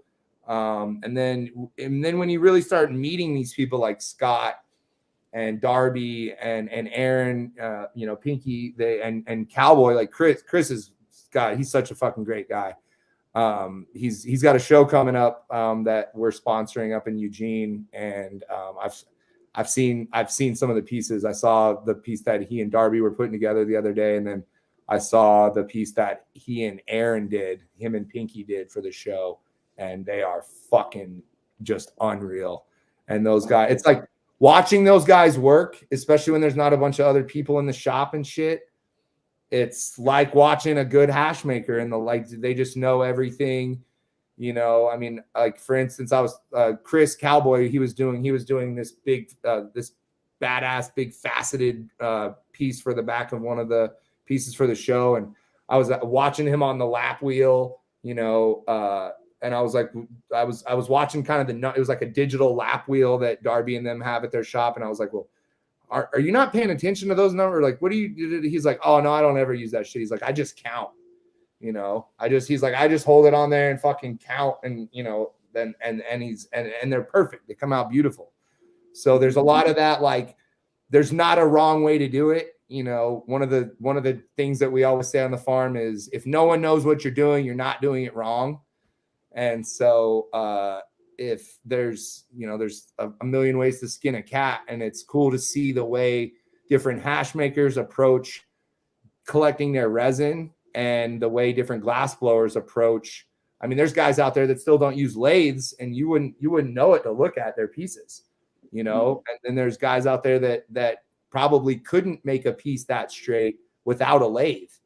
And so it goes back to what you learned on, what struck your interest early on, you know, like, oh, that seems cool. Like, I like that. I like the way that flows. Or, you know, it's like if you had a good math teacher in 3rd or 4th grade, like that could have changed your whole outlook on, you know, the way that you look at that one subject or that one way to get somewhere. So, yeah, it's, and then supporting them. A lot of, like, most of my glass is either been gifted or is on trades. And it's, is your wife watching this, or you don't have to lie? I'll bring her in if she wants. She knows. You can tell the truth.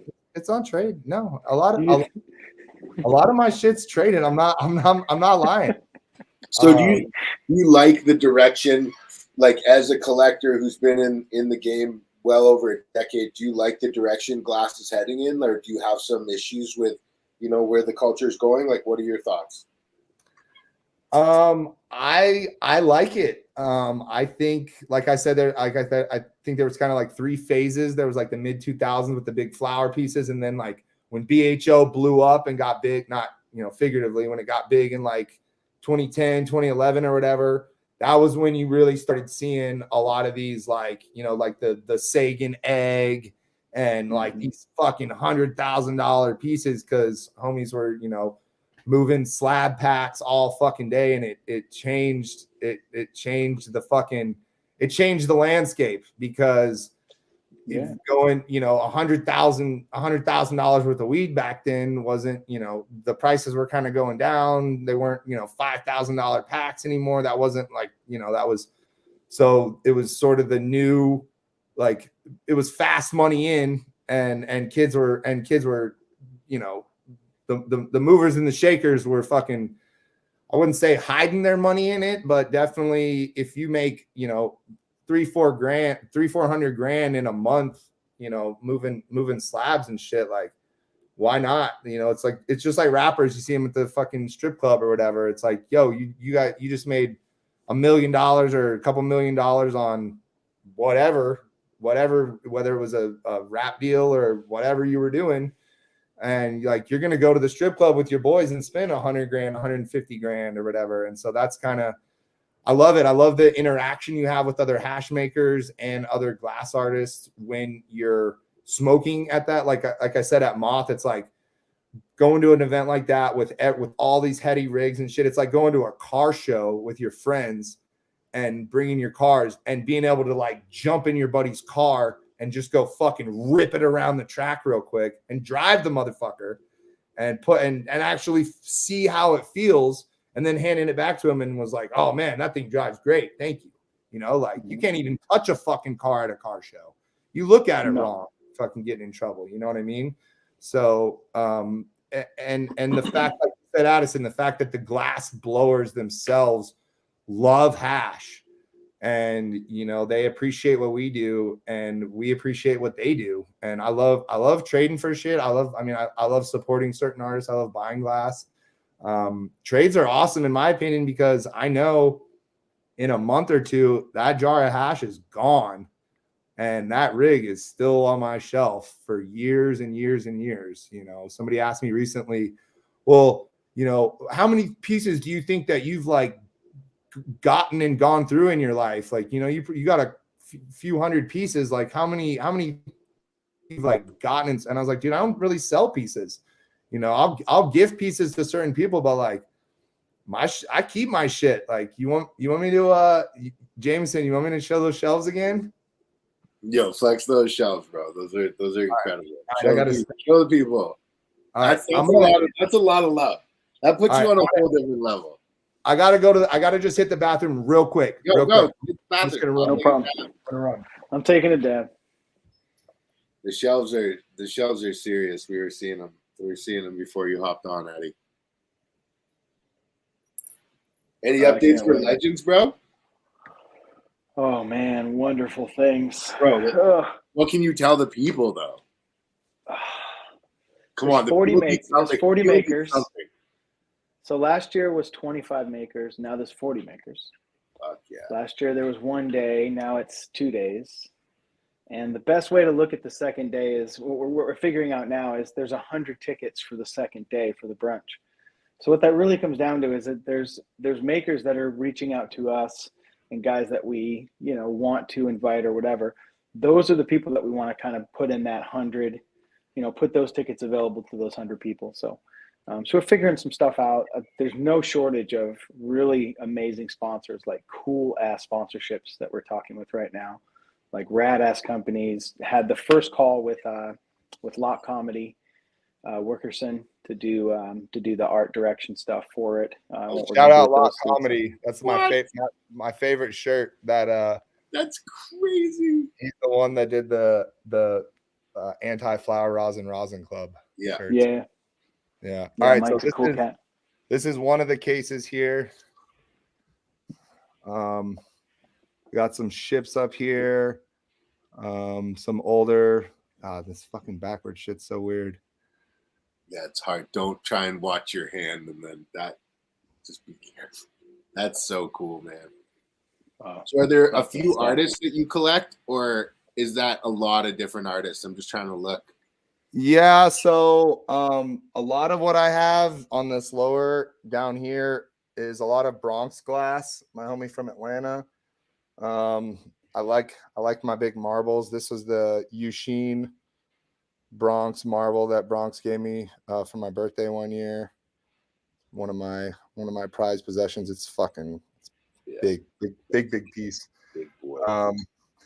I Bronx, and then I like Mothership stuff a lot, especially their clear stuff. It's kind of, to me, more collectible now that they stopped doing it.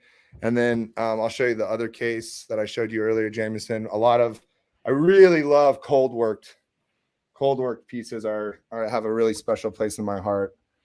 So I've got a bunch of Ryan Fit stuff, his Kuzels. I mean, some of these are just, they're fucking tiny, bro. Yeah. And they're just so intricate. I mean, he hand draws all this on, cuts it. Some of them are like triple layers. This one is like 3 different layers. It's kind of a stained glass vibe and like all electroformed copper. Amani Summer Day here in Southern Oregon is a really close friend of mine, and he does a lot of the cool. Yeah, so it's a lot of like Pacific Northwest style stuff. Over here, I really like what's this guy's name? I always forget his name. John Paul Bennett. He's out on the coast, and he does these just super rad carved cool. oneies and stuff. He does some really cool beads, super like oceany kind of, fossil-y vibes. And then this is one of my favorite. This was the first piece I bought when I got my farm. This is his name's Jameson, also Jameson Masanja, and so yeah, there's a lot of history even within the cold work game. Clinton Roman, shout out Clinton up in Eugene, was kind of I would say almost fathers of like modern day kind of carving stuff, cold carving, and he taught Jameson and Ryan Fit, and then I think from what I've heard, Jameson taught Amani sort of the whole. I'm not going to say exactly how they do it because I don't know how open they are with their info, but the steps to creating those multi-layered, deep carved patterns and stuff is really it's so fascinating. Like, I remember, always having an incredible interest in cannabis, but really being like, when I first got interested and started buying high times when I was 18, 19, like looking at the heady glass, the colored glass, and being like, I don't get that. And I don't think I ever will. And it was only like really when I got immersed into the culture and understood, what these things are for and why they're made like this, and why something that can look so similar can be so different in value, is when I started like appreciating it and going on that journey. And then now that I'm like in it, it's like, you're like, how do more people not know about this and understand and appreciate this? And then I see, like, I had a bit of free time yesterday, so I went and opened Netflix, and they've got the Blown Away Glass show, 3rd season, and these guys look like children.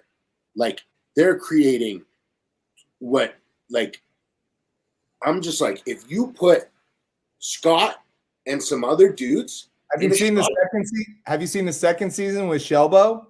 Bro, I saw Shelbo did great, but like it's still. I was watching the 3rd season, but I'm still like I've been to Shangri-La, like I've been to Mothership, and I'm like, but even everyone else's shops, like the pipes that are being created are so much more, to me, I think. And you've got it's Boro glass, but I just hope that in 3 to 5 years we have the same show as Blown Away, but it's not making soft glass sculptures, it's making pipes. You know what that is? That's DFO. Yeah, but I want to see it like on you gotta come. You gotta come. DFO. I can't believe I missed it this year, but I want to see it on Netflix. I want to see it on Netflix. this year was incredible. It was that was my first one in person this year. Yeah. And DFO is amazing. It's I mean, the everything we've been talking about, the makers, the blowers, you know, everybody's there. It's not it's yeah, I try not to, I mean, that's like, I mean, yeah, fishing and glass is like some of the only shit like I still fanboy out on. You know, like if I mean, there's a couple makers that, I mean, I've met Marcus a couple times, and I think the only other person I really like fanboyed out on meeting in our industry was Aryan at the Emerald Cup a few years ago, and was just like, you know, like, oh my God, like you don't understand like what your video, like you and Franco's videos, like before, you know, back in YouTube in the day where they're like in the garden and this is the run of flower that we're getting ready for High Times Cup Amsterdam, and literally going around and like grabbing different nugs, and like I miss Franco's energy online so much, like him just being like, oh, I wish you guys could be in this room with us and smelling this, and just like Definitely. Just like you can just see that passion in their eyes. Yeah. And I definitely feel like the strain hunters things, like I got mixed feelings about that. I think it's cool as shit that they went around the world and went to the areas that they did to find new landrace genetics and bring them, you know, to the people. I have a little different opinions on them taking a lot of their genetics down there. I mean, I think it's cool to give those guys in those areas, like in Malawi and in some of those other spots that they went, those genetics. But I think at a point it's almost counterintuitive to what the reason why they went down there. You know, like if there was, like if you know, like let's say Neville before Ardon and stuff, like let's say Neville in the 80s had gone down to Africa or wherever and taken some of his stuff, like would those landrace genetics that they went down there to get, would those have still been preserved the way that they had been? You know, like it's almost like it's muddying the waters a bit. Yeah. What do you say? It's muddying the waters a bit when you're looking at pure gene pools, for sure. Yeah, a little bit. And like I said, going down there to get stuff, I think is fucking awesome. You know, I mean, that's like fishing or hunting some crazy, like straight up strain hunting, you know, going out there. And my favorite would be when they'd be disappointed. You know, they'd be like, oh, this fucking guy said he knew this, and that. And we're going, and we hiked fucking 2 days into the middle of fucking nowhere. And then it was shit when we got there or whatever. It's like, well, that's hunting. That's fishing. Yeah. Like, it ain't the destination, it's the journey. And then if you find something cool at the end of the rainbow, good on you. But if not, like, fucking sit back and enjoy the way the rainbow looks. Yeah. But he's definitely one of the people that I looked up to, and I'm not even a breeder. Yeah. And so there's so many little aspects and little things in this industry that you can, like I said, you can kind of go with what you're being pulled to, or what really tips your interest, or you know, the whole going back to like the big irrigation landscaping shit that I used to do. I've got a buddy here in town who's just crushing. They got like this big like a pear storage building here. You know, we grow a lot of pears in our area, like Harry and David and shit like that. And they got this amazing warehouse that's just their flower rooms are, you know, 25, 30-foot ceilings, like 4-foot insulated sliding doors. And I'm looking at all their irrigation setups and everything. And it's cool, it's cool. But then from a natural farming standpoint, I look at a lot of the waste that they create. And so you kind of got to go in this industry with what really drives you and what really piques your interest. For sure. You got to stay inspired, for sure. Yeah, you got to stay inspired. You got to, I wanted to talk a little bit about the cultivars that you currently run, because I know you have like a stable that you've honed over the years, and you mentioned the Sherb before. Is that the Sherb that you got from Kevin Jodrey? Yeah, so I first ran that Sherb in Humboldt, actually. Just like the one property I was talking about where we couldn't grow, like the little place we got right after that, we could grow just our medical. But we had you could go over to over by Clear Lake. I forget the name of that doctor over on the whatever the 32, whatever that highway is, and you could get your 99 card for like juicing. And if you sit down and do the numbers, it actually is like close to 99 plants. Like if you're growing indoor and you're juicing a whole plant every day or two for your personal consumption, which we're going to start getting back into that, actually, like straight juicing whole plants just for inputs, or juicing even just our our leaf or whatever. And then we do a lot of our our JLFs, our Jadam liquid fertilizers. We use a lot of that. But going back to what you said, Jameson, we first started running that Sherb back then from Jodrey at Wonderland. And it was that, I'd say that like the true, they call it burner's cut or the forum cut of the Girl Scout cookies. Like those were some of the first strains that really like created a feeling like in me. I was like, man, like that is there's something that like bakery, doughy, sweet, almost like, and that was like right around when Z was kind of coming around, like in our Sherb. Like I've said, it's got that Jodrey told me that our Sherb is either the mom, the dad, or the offspring of the Z.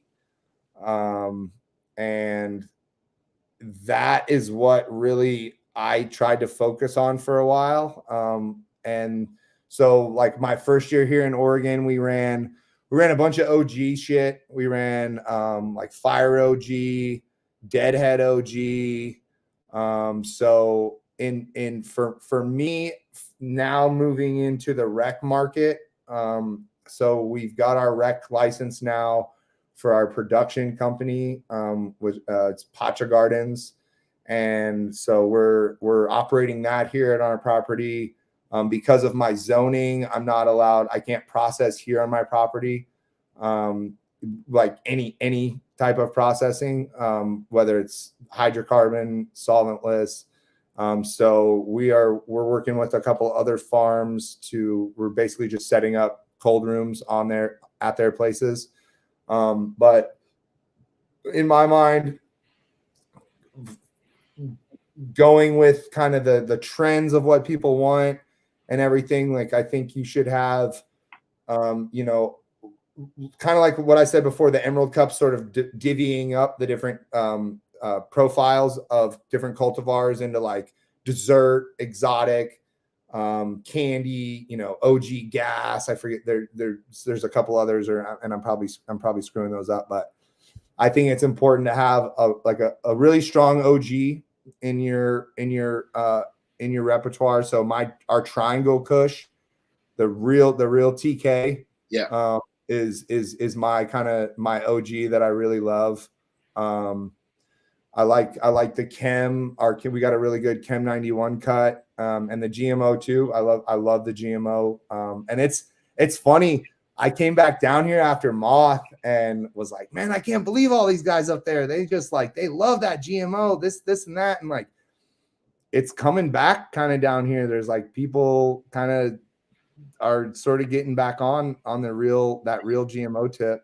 It's a yes or no. It's a yes or no question, I think, with GMO. It's a yes or no, but depending on the day also. I mean, like, I don't know. if I haven't been dabbing a lot lately, it's not the first thing I'm gonna grab. My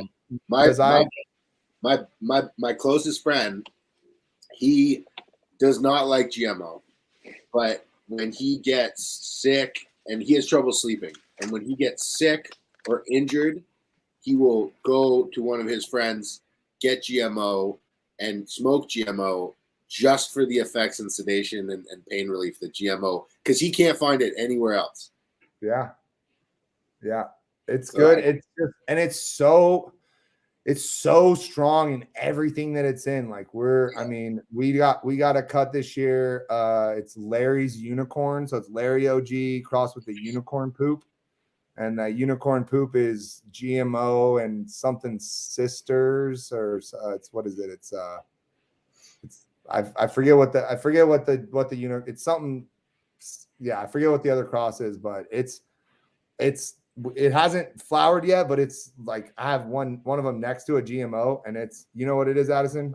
It's sophisticated lady crossed into GMO. Sophisticated lady, yeah, not sister, yeah. Mm-hmm. I knew it was some girl, like some female, yeah, sophisticated lady. That's so classy. I love that. Pretty fire ass strain by itself. What is sophisticated lady by itself? Do you know what that is? I don't know what it originally was. Isn't it a bunch of OGs? Like that might be.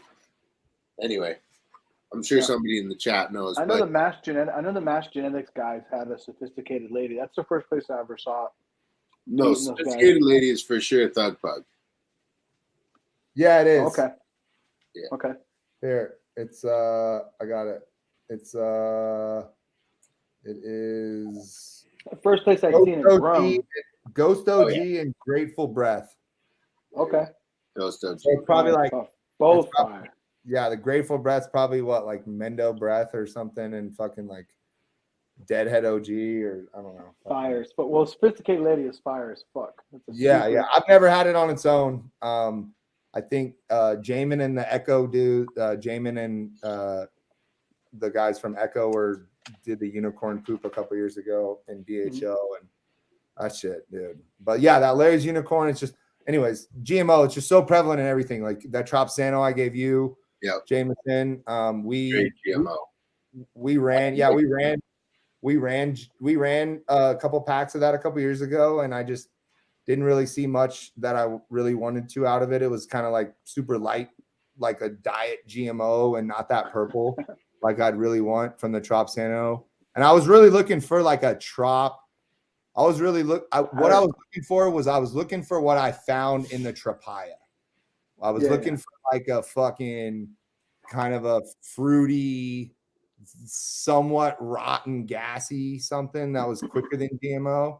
But then that cut that we got the next year of that Tropsano, which is what I brought up for you, is what I would kind of, it's like a fast finishing, short, purple, fucking dense ass GMO. And I mean, if you have a quick purple GMO, especially I know down in like the Humboldt market right now, like everything purple on the flower market right now is going way quicker. My buddies are even this year going back to some of the old school like ice water finishing shit for their watering and like for their summer depths, and it's crazy to see like the market kind of going back to wanting that purple color. But thank gelato. Yeah, I mean, even some of the pictures you posted yesterday or the day before, Addison, of some of the flowers you guys have in Pyramid right now. That's just so purple. I wish I know how hash works, and I wish that there was a way to transfer that color over into the hash. Not really. If you're doing it right, it doesn't. For maybe in melt, the anthos will transfer, but not it. I've only seen like purplish rosin like once or twice. You made a mistake if it's purple. There should be no should be white. Should be white, and I don't mind it not being in, because for me, like I've never, as what I would consider a semi-sophisticated cannabis enthusiast, is a lot of purple lets me down, and I think that, you know, it's another standard that this plant has to live up to. It's another factor of elimination that we have to take it through, and I don't it's sad to me that is, but it just proves these markets are cyclical and things will change. Things like Skittles. Purple is an aesthetic, not a flavor or effect. It can be a terp, like there's certain shit like that real fucking Urkel, like that Bay Area Urkel. Yeah, but it's separate. It's purple and it tastes like. You're right. Yeah, our pancake. Okay, so I'll get back to the original question of like what's in our stable and what I really fucking like. So we got a lot of the cookie shit, and this year just we did our overwinter veg mom room pretty small this last year. Just with my wife was pregnant. We just had our first kid a few months ago. And so, yeah, those are the real heady rigs, the kids, those are the real collabs. You know, anybody they cost like 3 to 5 times as much as a heady rig. Yeah. Per kid. Yeah. Per kid. Yeah. And you got to keep paying for them. You know, you pay for a heady rig one time. Oh, and then you pay financially and emotionally. And you can't ever sell them. Well, depends, you know. I'll say this, Addison, like your posts you post about your kids, like I really love like some of the, like a lot of the other fathers in our industry that are open about their kids, and you know, seeing the relationships that a couple of my friends around here with some of the bigger rec companies have with their children and stuff is definitely, it was like, I mean, when my wife was pregnant, it was super scary, you know, like, I don't know what's going to happen. But like, I see other people like you and my buddy Noah and Matt that are with Benson Arbor, you know, the way that shout out Matt. His daughters are just two of the raddest girls you'll ever meet, and I always thought in my mind that being in this industry and taking this path toward with something, especially growing up in the South, wasn't as socially acceptable. And that was one of my things with my family back there, was I was always open with them, not necessarily with what I was doing back there, but once I moved to California, you know, my grandma, you know, like, well, why are you all out there? Why are you all the way out there? And this and that. And it's like, well, the laws here, I can't do what I want to do here, like comfortably. And moving out here and seeing the interaction and the way that a lot of the makers and growers and companies have with their kids and you know, and teaching them, like that's the next generation of growers and stuff. So it's definitely inspirational seeing the way that other fathers and especially new fathers navigate the system, and it's now that he's here, it's like, it just makes me want to work harder. It's more inspiration. It's more motivation. You know, it makes me want to make better products so that one day if he takes over this company, like his name will be synonymous with that level of quality as well. Yeah, that's cool. It's like I've got my daughter's about to turn 14. My son's about to turn 18. And I have a suspicion that he definitely smokes weed for sure. So it's like, you know, it's a thing where, like, when you do your job in the industry, whatever it might be. I mean, I was never like a big farm. I never had grows at home with my kids. I always had like other houses where I grew at. So I always kept it separate in that way. Right. So it was like, you know, they never really were. They were around like some plants that would be in the backyard, or they might see some other stuff, but it was never like, you know, they never saw in close or in detail what like production and transport and distribution and that stuff really looked like. So, but now, fuck, they're both like 14, like I said, about to be 14 and 18. they'll teach me shit. I'm like, what the fuck? What the hell is going on with this? What's TikTok saying about weed this week? Like, bro, it's crazy. What's the hottest strain on TikTok? You know, like anything, or just asking them. Like my son, he's about to turn 18, so he's senior in high school technically, and it's like all the kids that he knows or talks with. I'm like, what's the number one like concentrate strain or brand? Like for you guys. Oh no, he's like 710. All 710. So like all 710 products are like, say like a gram of 710 to them is like fucking gold, because of the tax and all the other shit. Those guys are goofballs. They can't get into like the concierge program or any of the other shit for 710. So it's like, they're paying full price at a dispensary or something crazy and shit like that. But yeah, I gave him some 710. It gave me some like merch. And now he's a large, so I can just give him t-shirts that they give me. So he was pretty fired up that he got like some 710 merch. But yeah, you could find out a lot from a kid that age. It's pretty crazy. Yeah, what the new wave is, what that next shit is for sure. So speaking on new waves, like where do you see the market going, Jonah? Like being involved and really being in touch with the culture and attending various events. What are your thoughts on flavor profiles and trends? Like where do you see the market going? Yeah, I'll tie in your last question with that. I'll give you my top 5 right now in my stable for washing. Definitely our green sherb, the straw guava, our tripaya that we hunted. We got rid of the number 2 that I had up at Moth. And so we're bringing the number 3 back, which is much more papaya heavy and just like a rotten papaya.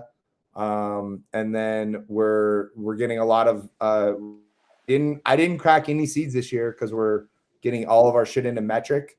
And so we're going to either do like a winter pheno hunt type situation or, do like what I want to do next spring is like a small, like one of our greenhouses, just to, pretty much crack them and let them go. So I'd say those 3. And then, there's definitely I think there's some new chem stuff coming out, especially coming up to Moth that kind of inspired me back to getting into our chem. My buddy Ziploc Seeds, Shinoa down here, he's just been doing just insane breeding. You're gonna, if you haven't, you're gonna hear about him. His dad, he's from out in Williams, Oregon. His dad actually bred the Williams Wonder or Willie's Wonder. So he spends a lot of time. They're from out in Hawaii and they're kind of tied in with those guys. But I see the kind of the evolution in the strain game. People like Addison, getting certain cultivars to washers so that the growers can focus on the growing and the washers can focus on the washing. But having somebody like you, Addison, that understands what it takes to grow for resin as opposed to growing for flower is extremely important.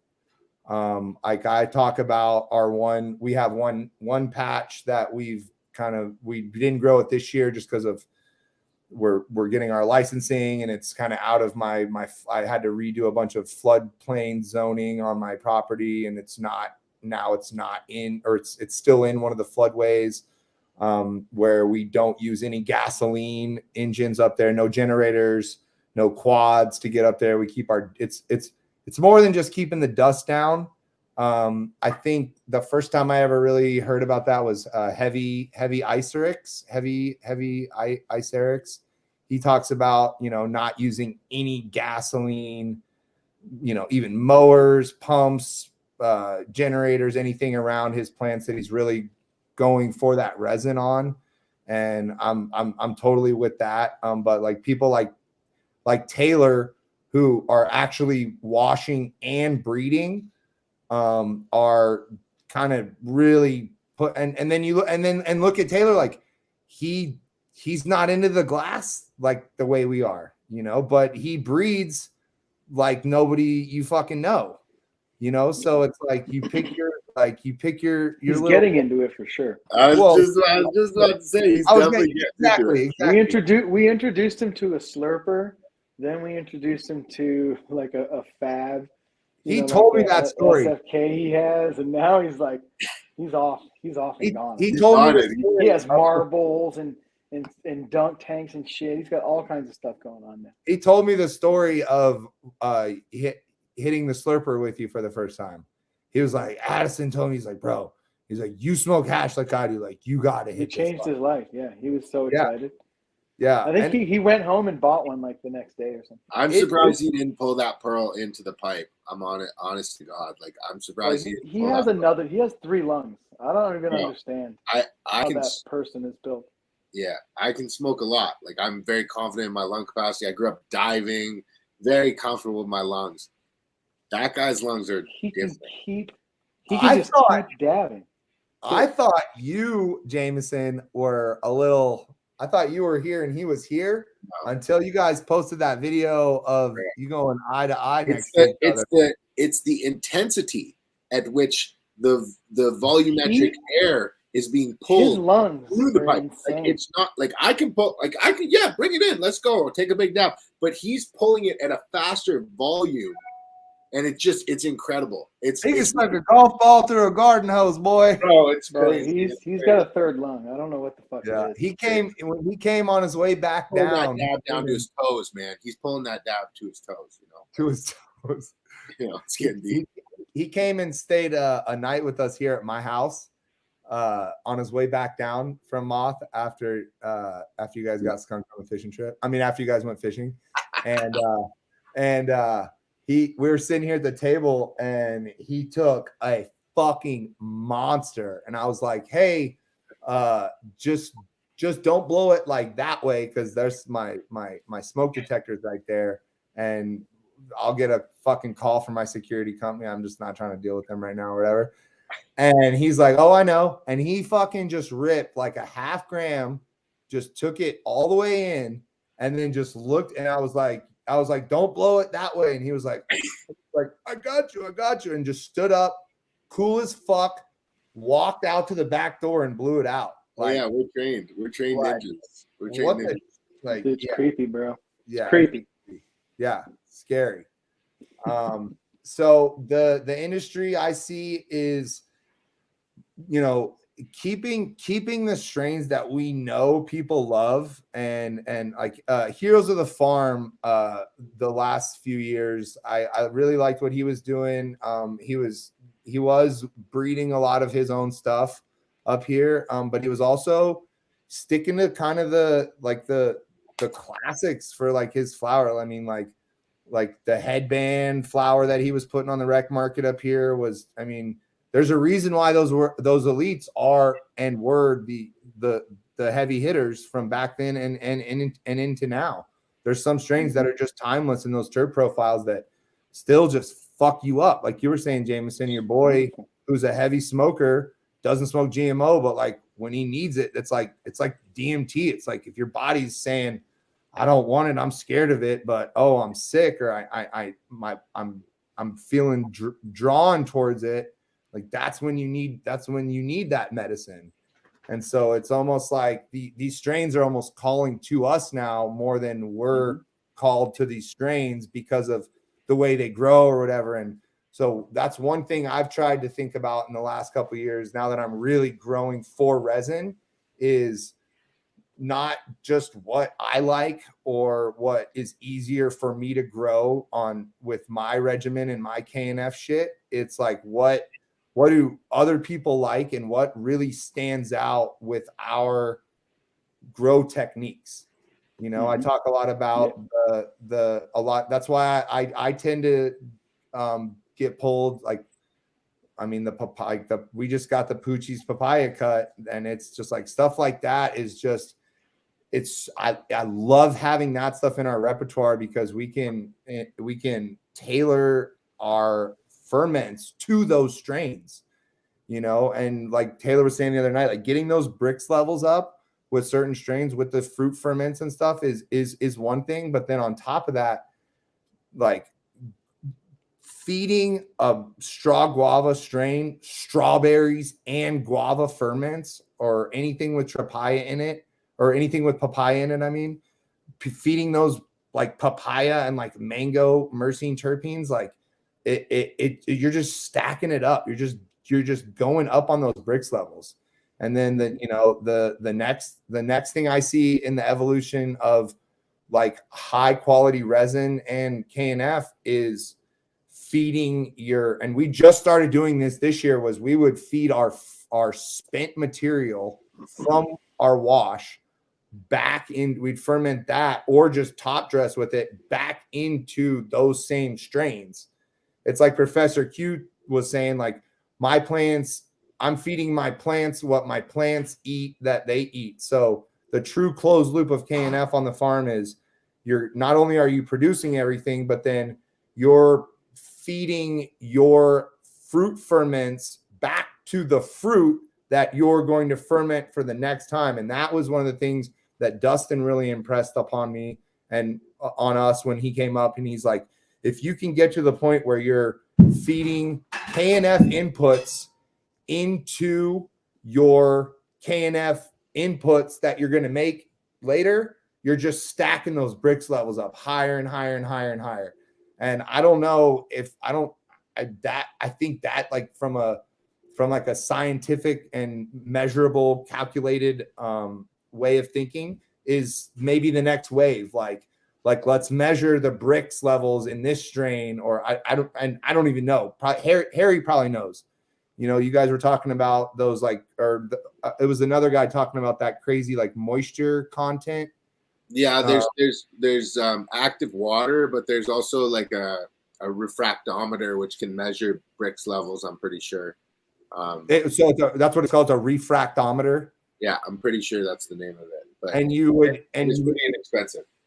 You measure what? You measure your flour, you measure the food you're giving. You would squeeze a bit of the plant material and just take that juice, and it goes over a glass slide, and you hold it to the light, and it'll kind of show you how much sugar is in that. I don't know what the correct term for it is. It's not sap, but it's just taking a plant, taking a leaf, and squishing it, and then measuring the juice, masticating it, and measuring the liquid. Yeah, that's rad. I just saw some shit online last night. It's a lobster press or a duck press. And it's kind of what we use. It's like a corkscrew type thing, but there's like 4 or 5 in the world that are made out of like pure silver, and they're like a couple hundred. They're like, and these dudes are like juicing or like pressing out like lobster and like duck butter and shit. It's I don't know, it's wild shit. But I was like, there's gonna be some shit like that. Like I was saying, the 99 thing back in California. If you're juicing your plants or whatever. And that was one of the mistakes that I made in KNF initially. Was we bought this like a corkscrew kind of a juicer to like press everything out. And my first few ferments that we did, we were taking them and then putting them in that and then pushing all that shit out. And then I had a couple people chime in on the post that I made about it, and they were like, no, like that's not what you want. You want to just pour that top off. You don't want to like get a lot of that fiber in there. I was thinking about the other day, we got our son like a little, it's like a pacifier thing that you just put frozen fruit in as he's transitioning off breast milk into like real food. And so it's just like a pacifier. It's like a mesh bag. And he's like, it's like a mesh. Yeah. It's like a mesh silicone thing with little bitty holes. And so none of the fiber comes out, just the juice. Because it's a lot, easier on their body. And, as they train, it's like feeding a dog new food. You don't want to just go an all raw to an all dry or vice versa. You kind of transition them into it or whatever. For sure. But I'd love to see that, like the testing results. Like I want to talk to you about that later, Jameson. Like you said that the equipment for it's cheap to like test bricks levels. Oh yeah. You can get it on Amazon for sure. Like quick. Love that. Absolutely. I wanted to ask you, being in Southern Oregon, like the California industry and the North American industry as a whole is in a tough spot right now. Like, what's happening in Oregon? Like, is it fairly similar to what we're seeing in California, or is there some unique qualities to Oregon that you have a line of sight on being an insider?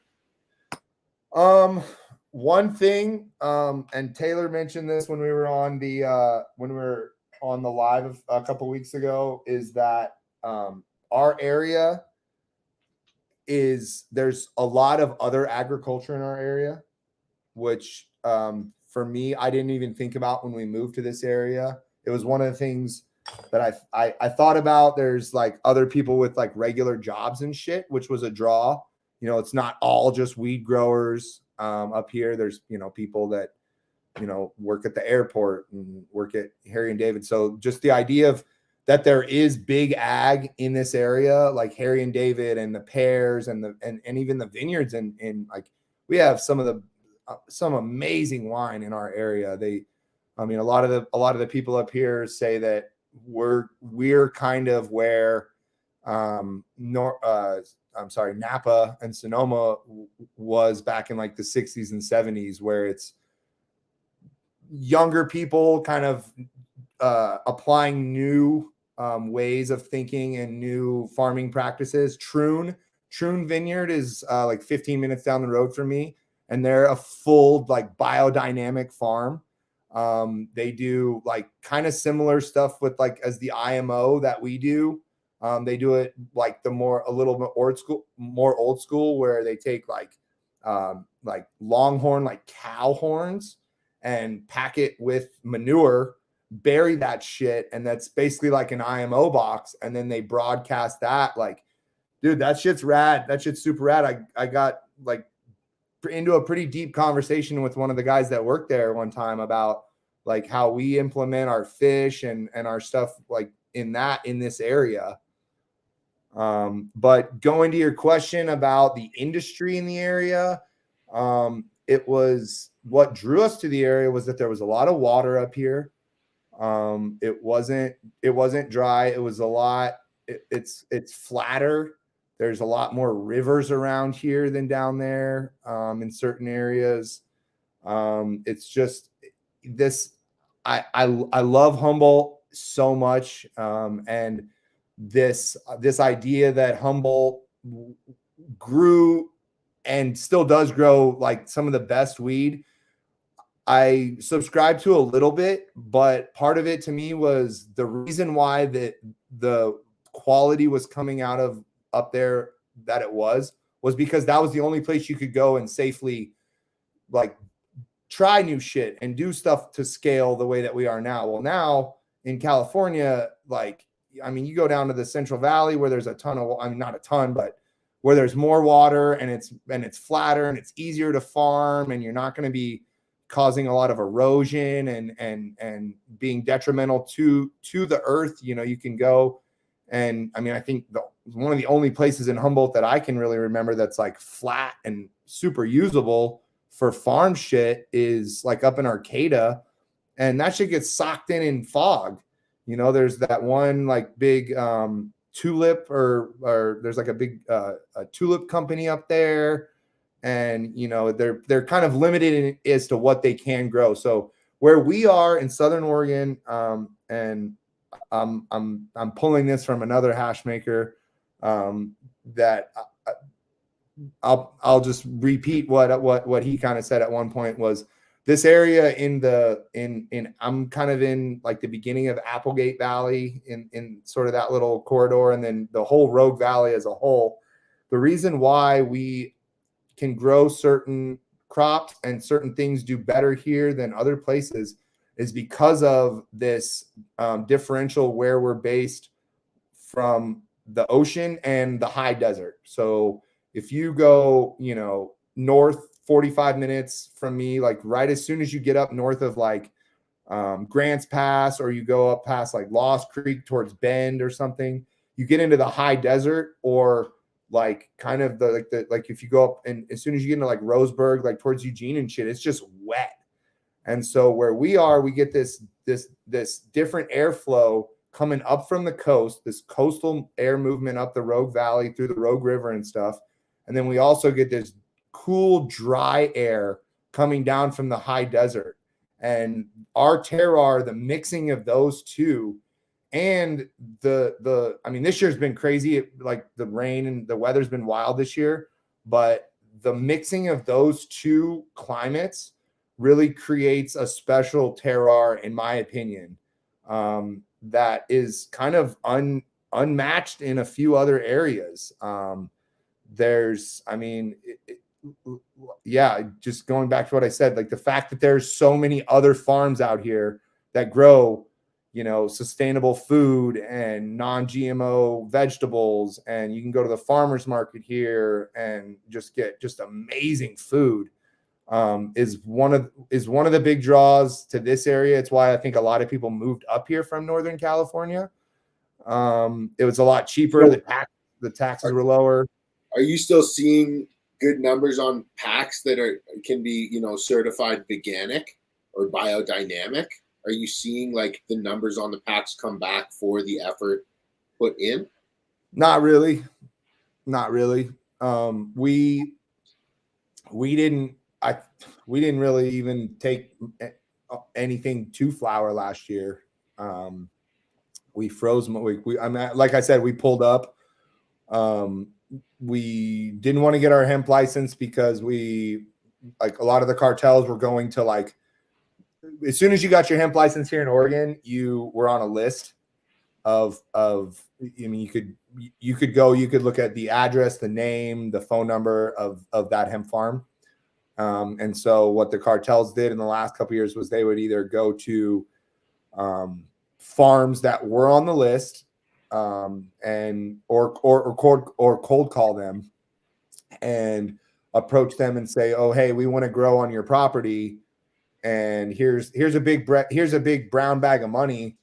And I don't know, I don't have any personal experience with it, but I mean, I heard a few stories, like if you didn't want to take that bag of money, like they might make shit difficult for you or whatever. And so they hired, clean cut guys that you wouldn't think are affiliated with any kind of organized crime or anything like that. And then, 2 weeks later, you got 30 people living on your property, fucking up water systems and doing and using just crazy chems and building out. I mean, there was a shortage.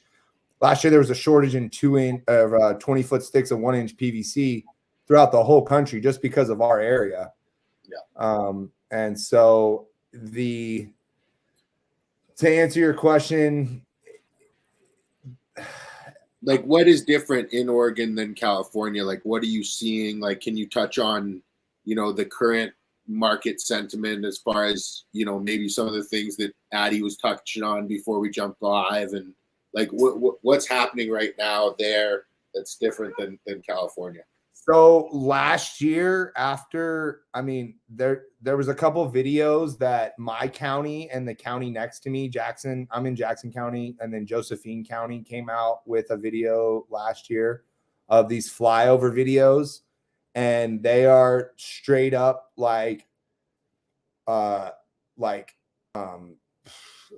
just these like military style videos from choppers, and it's like some movie music, like dun dun dun dun dun dun dun dun dun dun dun dun dun of these flyovers, and they're just showing they were just showing these huge unpermitted greenhouses, and these huge quote hemp farms that people were setting up, and they were depping. They were doing these massive 150 to 250 hoop house depths they were all just in fields. And so they were just these made out of 2x4s and then PVC. And they were, dude, some of these grows were 10 acres, 15 acres. Some of the stuff some of the stuff you guys see down there, Addison, in the Central Valley, where they're stacking licenses and it's 20 acres of hoops and shit like that.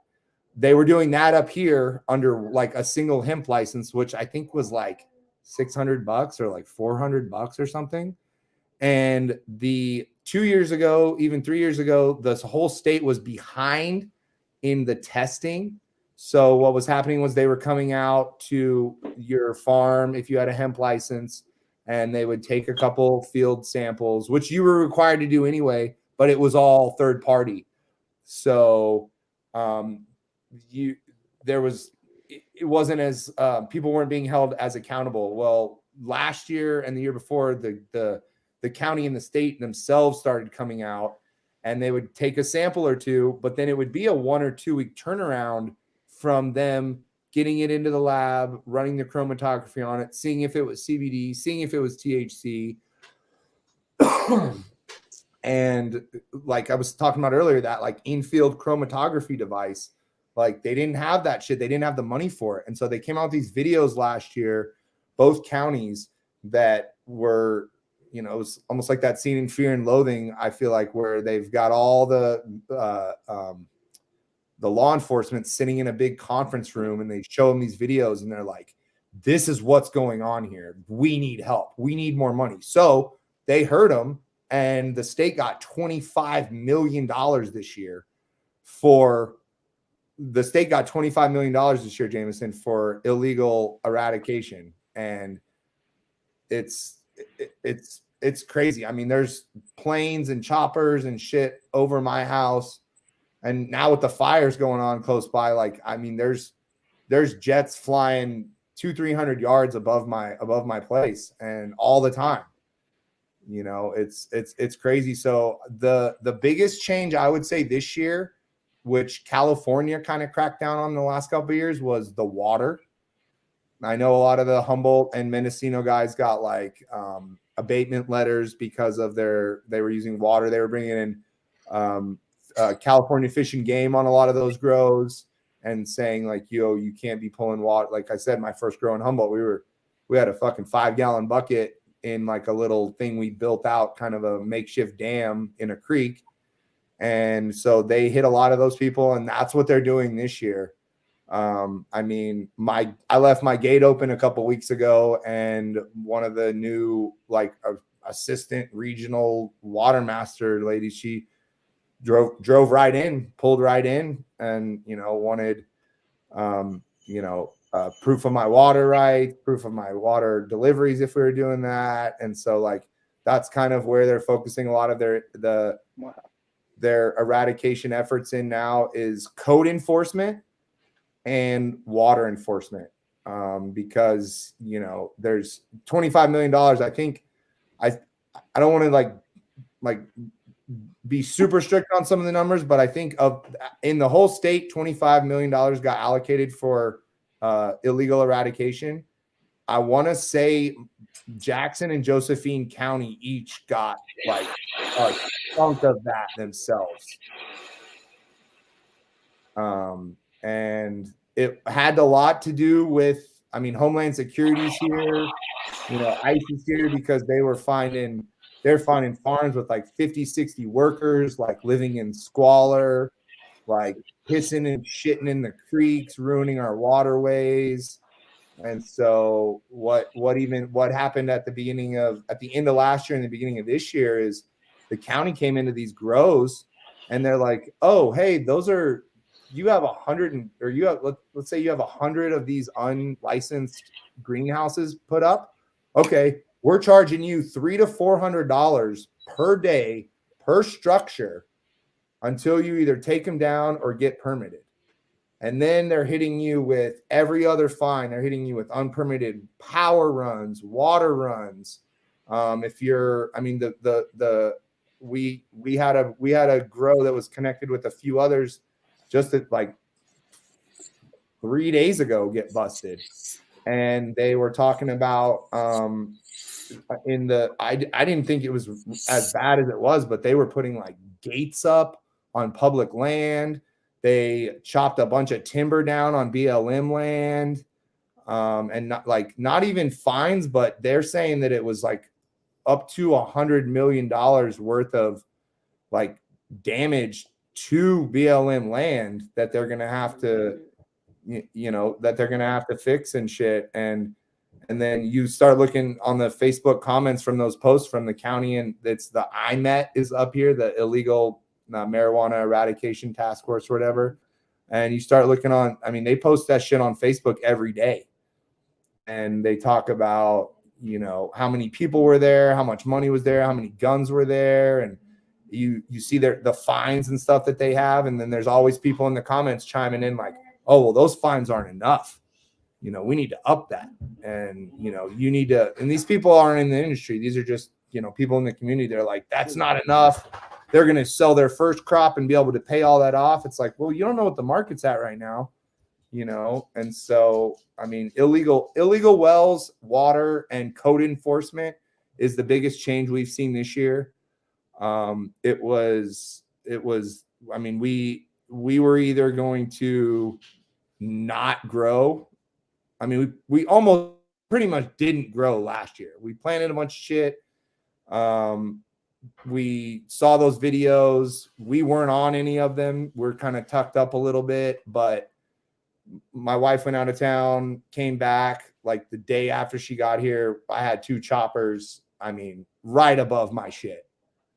And at like 2 p.m. And so I looked at her and we made a decision. We're like, well, all right, we're pulling everything out and we're taking the plastic off the greenies, and that's it. And it was between that and what the market did for flowering, like it was probably the best thing we could have done.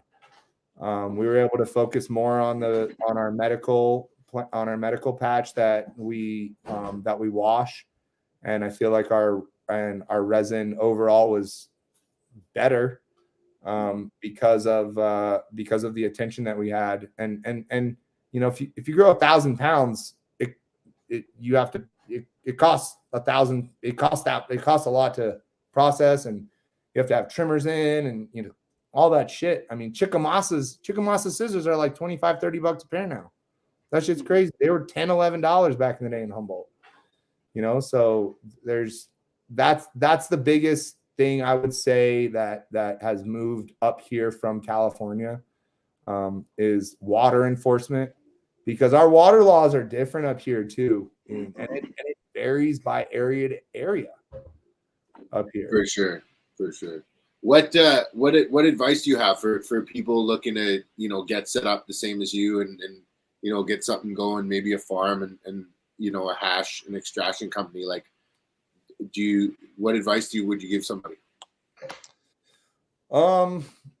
I mean, going, like I said before, kind of going with your gut, go with what you're pulled towards. I posted a video recently of a guy talking that he's saying how he's fishing at the coast when he was younger, and this old guy came up to him and he's like, oh, you're not going to catch anything right now. You have to wait till that tide is going out, till it's moving out. And he's like, well, what do you mean? If the tide's going out, the fish aren't coming in. He's like, no, that stirs everything up. And get your line in the water right then. It's sketchier to be by the ocean then because the shit's moving. But that's what I would say is, like, if something doesn't feel comfortable to you, but in your mind you still feel it's right, you know, like, just go for it. You know, don't take unnecessary risks. You know, read, you know, there's so many resources online now that are free. I mean, even watching videos like this, and you know, the other ones that you guys have done, like, fuck this, it's like a college now. And it used to be there was like, you know, the one, you know, Oaksterdam University or whatever. It's like now it's like, dude, you can pick and choose and go through, you know, don't get distracted by the flash and the pizzazz of what these big flashy breeders are doing and shit. Because a lot of times, like, they're the ones kind of doing fucked up shit. But then there's also people that kind of move low key also that are really doing shit well. And I think sharing information, like doing this, like, this is like, this is the kind of shit I love. Like, you know, I have on my wall, I have the commandments from the Dalai Lama or whatever. And like, one of them is, you know, share your knowledge. That's one of the ways to immortality. You know, I mean, some of the breeders and stuff, like they'll forever be remembered for this one strain they bred or, you know, whatever. But like no one in 50 years is going to be like, oh, you remember that fucking Sherb from Whale Oil, whatever, like breeding and being even if you're not an actual breeder, working closely with a breeder, like somebody like Taylor, like he's the first breeder that I've seen that's like listing their you know, fresh frozen to hash percentages on their seed packs. And so there's going to be I mean, there already is, but there's definitely a split in the breeding and the production industry of people that are growing for flower on scale for people to fucking smoke their heads off with. And then there's people that are focusing on strains that wash well in our hash producers. And one of the biggest pieces of advice I can give to anybody is like, bigger isn't always better, and scaling to your comfort level and your skill set is extremely important. You know, like Joey Diaz always says that, like, you don't need a whole team to, you know, you just need 3 fucking people, you and 3 motherfuckers, you can take over a country. You know, it's like, you really just need like a couple, like my wife, like, you know, she's fucking amazing. She didn't know a single thing about growing weed when we got together. And, you know, now she's almost a better grower than I am, you know? And so surrounding your people, like that other guy, like, show me your friends and I'll show you your future. Surrounding yourself with people that almost intimidate you. Like, you know, like, one of the farms that I'm really excited to be.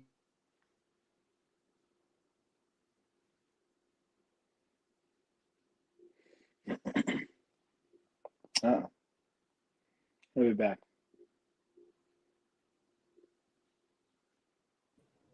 Thanks, Elon Musk. Love you.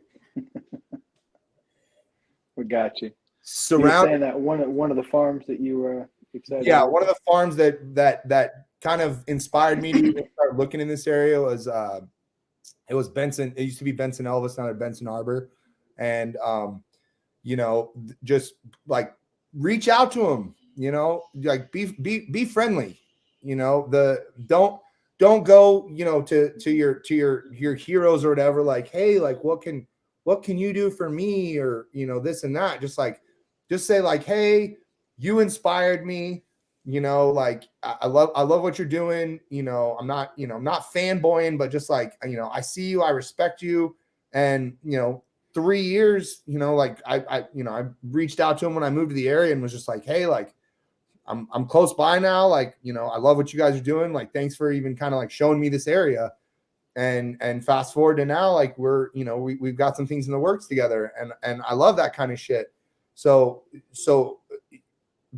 find people that really push you, and, you know, like almost make not make you feel inferior, but when you're around them, you almost like you feel like you don't know as much. And so surrounding your people, like I'd say information, the people you keep around you are one of the biggest things. And then just like going with your gut and just like doing it. That's the thing. You know, they talk about people coming out of college with, you know, a 4 or 5 year degree or whatever, compared to somebody, you know, in like let's say we're talking about like, you know, restaurant management, or even like a hard skill like welding or something. Like, I'd much rather hire somebody that's been welding or been doing this shit for 5 or 6 years than somebody that's gone to school for it for 5 or 6 years, because there's a lot to be said for being hands-on and failing a lot. And so then that's the other thing I'd say to anybody coming in is like, you know, the more you fail, it's like Thomas Edison said, like, I didn't figure out one way to create the light bulb. I fucking figured out 150 ways to not make a light bulb. And so just keep, you know, fucking up. The more you fuck up, like the better you're going to get. You're going to learn from your mistakes better than anybody can teach you or tell you. Go take classes, go to events, you know, go to seminars and shit. spend the money, invest in yourself, invest in your education. If you get your, I could talk this could be a whole nother podcast, but like, setting up a little LLC as a consulting company or whatever, so that you can write all this shit off. You can, every trip you take to a conference like Moth or, the High Times Cups or anything like that, where it's informational and complacency is the killer in this game. As soon as you think you're the best at what you're doing, even if other people are telling you all the time, like, oh, you're so good, like your shit's so good. It's, this is something I've had to work on the last year, is like, people will be like, oh, this is so good. This shirt. So, and in my mind, I'm like, yeah, but I could have done this one thing and it could have been better. Like, criticize, be your hardest critic. Always be pushing to be better. If you're complacent and you're telling yourself, I'm good enough, this is good enough, this is the best I can do, you can always do better. You can always do better. There's always somebody, and if you get complacent and lazy, there's somebody right behind you that was you 5 years ago that's ready to take your fucking spot and ready to take what you've built from you. You know what I mean? And so just staying current with the trends, with the strains and everything, just keeping your ear to the streets. 100%, bro. What people in the chat are asking, where's the best place to connect with you? How do people get a hold of you? Just DM me on Instagram. I sometimes take a little bit longer to get to the requests that are on my messages, but I try to keep it, I try to, as long as it's not somebody fucking asking me how to get my shit in fucking, New York or whatever the fuck, like, we're nothing out of state. We're for our stuff, catch me at an event. We do a lot of the shows up in Eugene, where it's a lot. It's pretty much, it's kind of like the 215 days. It's like medical, and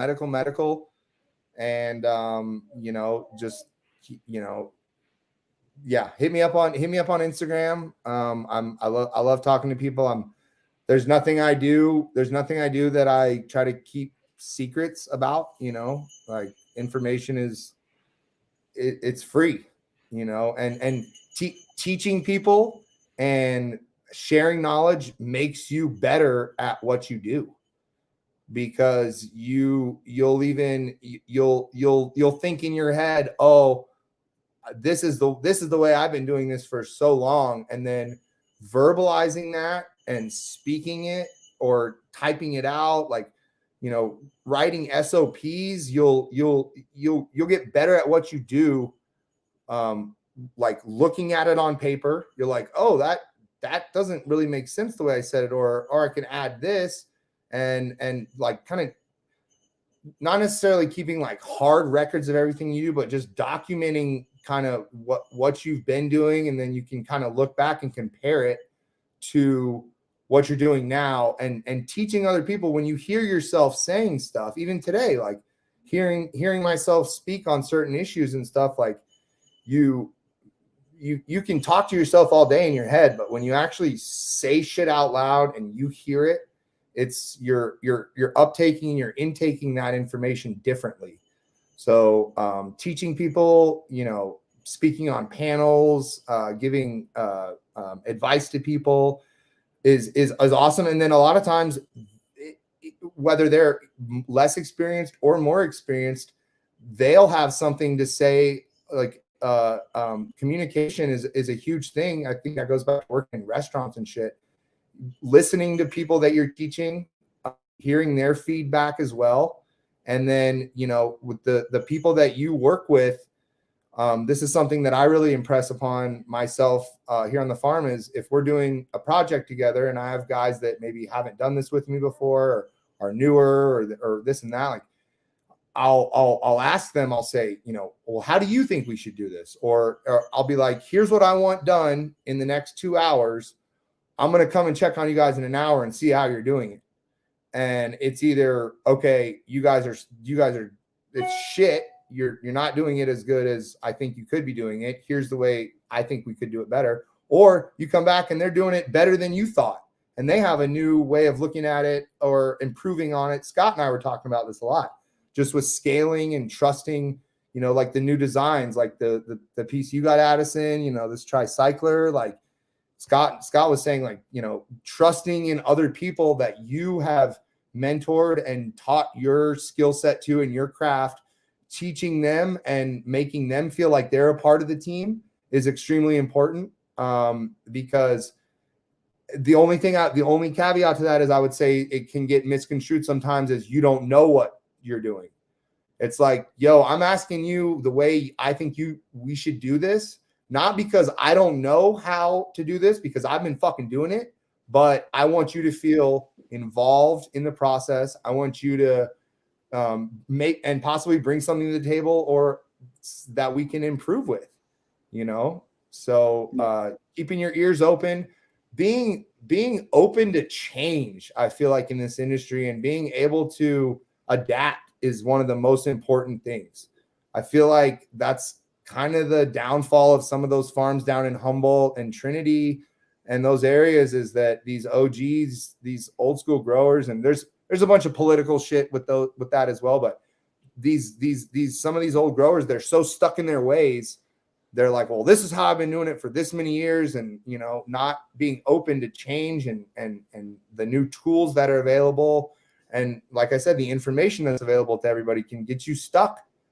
You can really get stuck, and, you know, just ask questions. That's the number one thing I'd say. Ask questions. That's awesome. That's awesome. Well, Jonah, man, we appreciate you taking the time, and we'll definitely love to have you back on.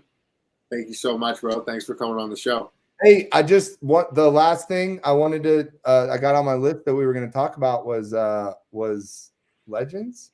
Oh, yeah. A little Let's bit. absolutely chat about Legends. Absolutely. Yeah. I wanted just to 3 hours, so I know we're I usually just wrap it, but yet, yeah, like do you because you weren't at the first one in LA, correct? I don't know anything about it. I just looked like some good food and some good hash. So Addison game me up. Yeah, Legends is an invite-only dinner, and it started in Amsterdam, I think 21 years ago. Holy shit! Yeah, it was originally with it piggybacked on the High Times Cup. Okay, so it was kind of like the ego clash of the High Times back then. Yeah, it was like the original version of that. So it was what it came out of was a lot of people being in town that were all top-level breeders, smugglers, hash makers that would always have head stash hash on them. And they all kind of came together and started having it after the event or during the event sort of dinner. And it was just a small time, started very small hash dinner. And it was then became a contest that sort of started to was built around a pilgrimage in India that would, they'd walk through, all these babas would collect as they'd go to this point, and when they'd get there, they'd all break out their hash, and whatever village they were from, would just whatever. charas, like just hand charas, like going through areas. Yeah, this is like pretty much. I think that would be like what would be around most. So that would be, it was kind of built around that, with that tradition, a lot of like steeped heavily in the tradition of like hash production, breeding for hash, different stuff like that. So the originators of it, the guys that started it, are Sam the Skunk Man and Marcus, BC Bubble Man. Yeah. So we have 800 Pounds Mantra, which is our management consulting company, and Marcus is a good friend, and we were talking about, like, hey, like, we'd love to bring this to life in the United States. It fits into the other stuff that we're doing. And then Marcus wanted to mainly be able to figure out a way to keep it culturally relevant and intact, but then also be able to monetize it, put a website together, get some of the t-shirts out, and just kind of like, open people's eyes up to Legends Dinner and what Legends is. And it's got a great message too. It's really about like the culture of hashish and production. So the dinner is a traditional Lebanese dinner that's catered. And then this year we're going to have the dinner we're adding some different components to it, and there'll be another 15 makers invited. So there'll be 40 makers this year. Last year was 25. And then the original 25 makers from last year are coming back because now we're adding a full judging panel and a bunch of other stuff because everyone's able to bring, their hash. And then, legally we can all have a nice dinner and have hash together and kind of hang out. So, but yeah, it's a pretty cool event. This year we'll have the dinner with everything that goes on the first night, and then come back the next day at brunch.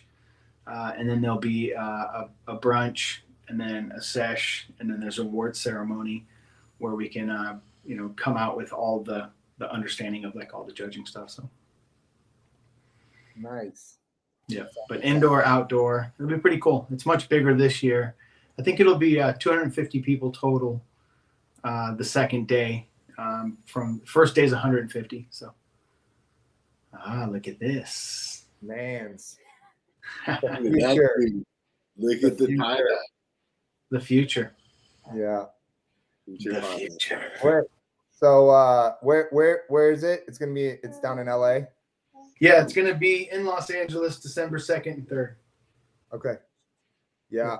Jameson and I were talking. It's that's the same weekend as the Regen camp. Oh yeah. Yeah. We're stoked. Me and T are gonna be doing like a road trip down to Legends. So we're gonna start. I'm gonna fly into Santa Rosa, and then we're gonna kind of make our way down in the week leading up, and then we'll all converge with everybody. Have they nailed a date? I tried to look after we were live the other day about if they've nailed a date down for Emerald yet. Yeah. And I don't think that they have. Yeah. So I've heard some things, but I really hope it's the next weekend. That would be rad to just come down and then cruise back up. But I mean, the Regen camp, Legends, and Ego / Emerald. I would really hate it if they did all those the same fucking week. That's overwhelming. Yeah.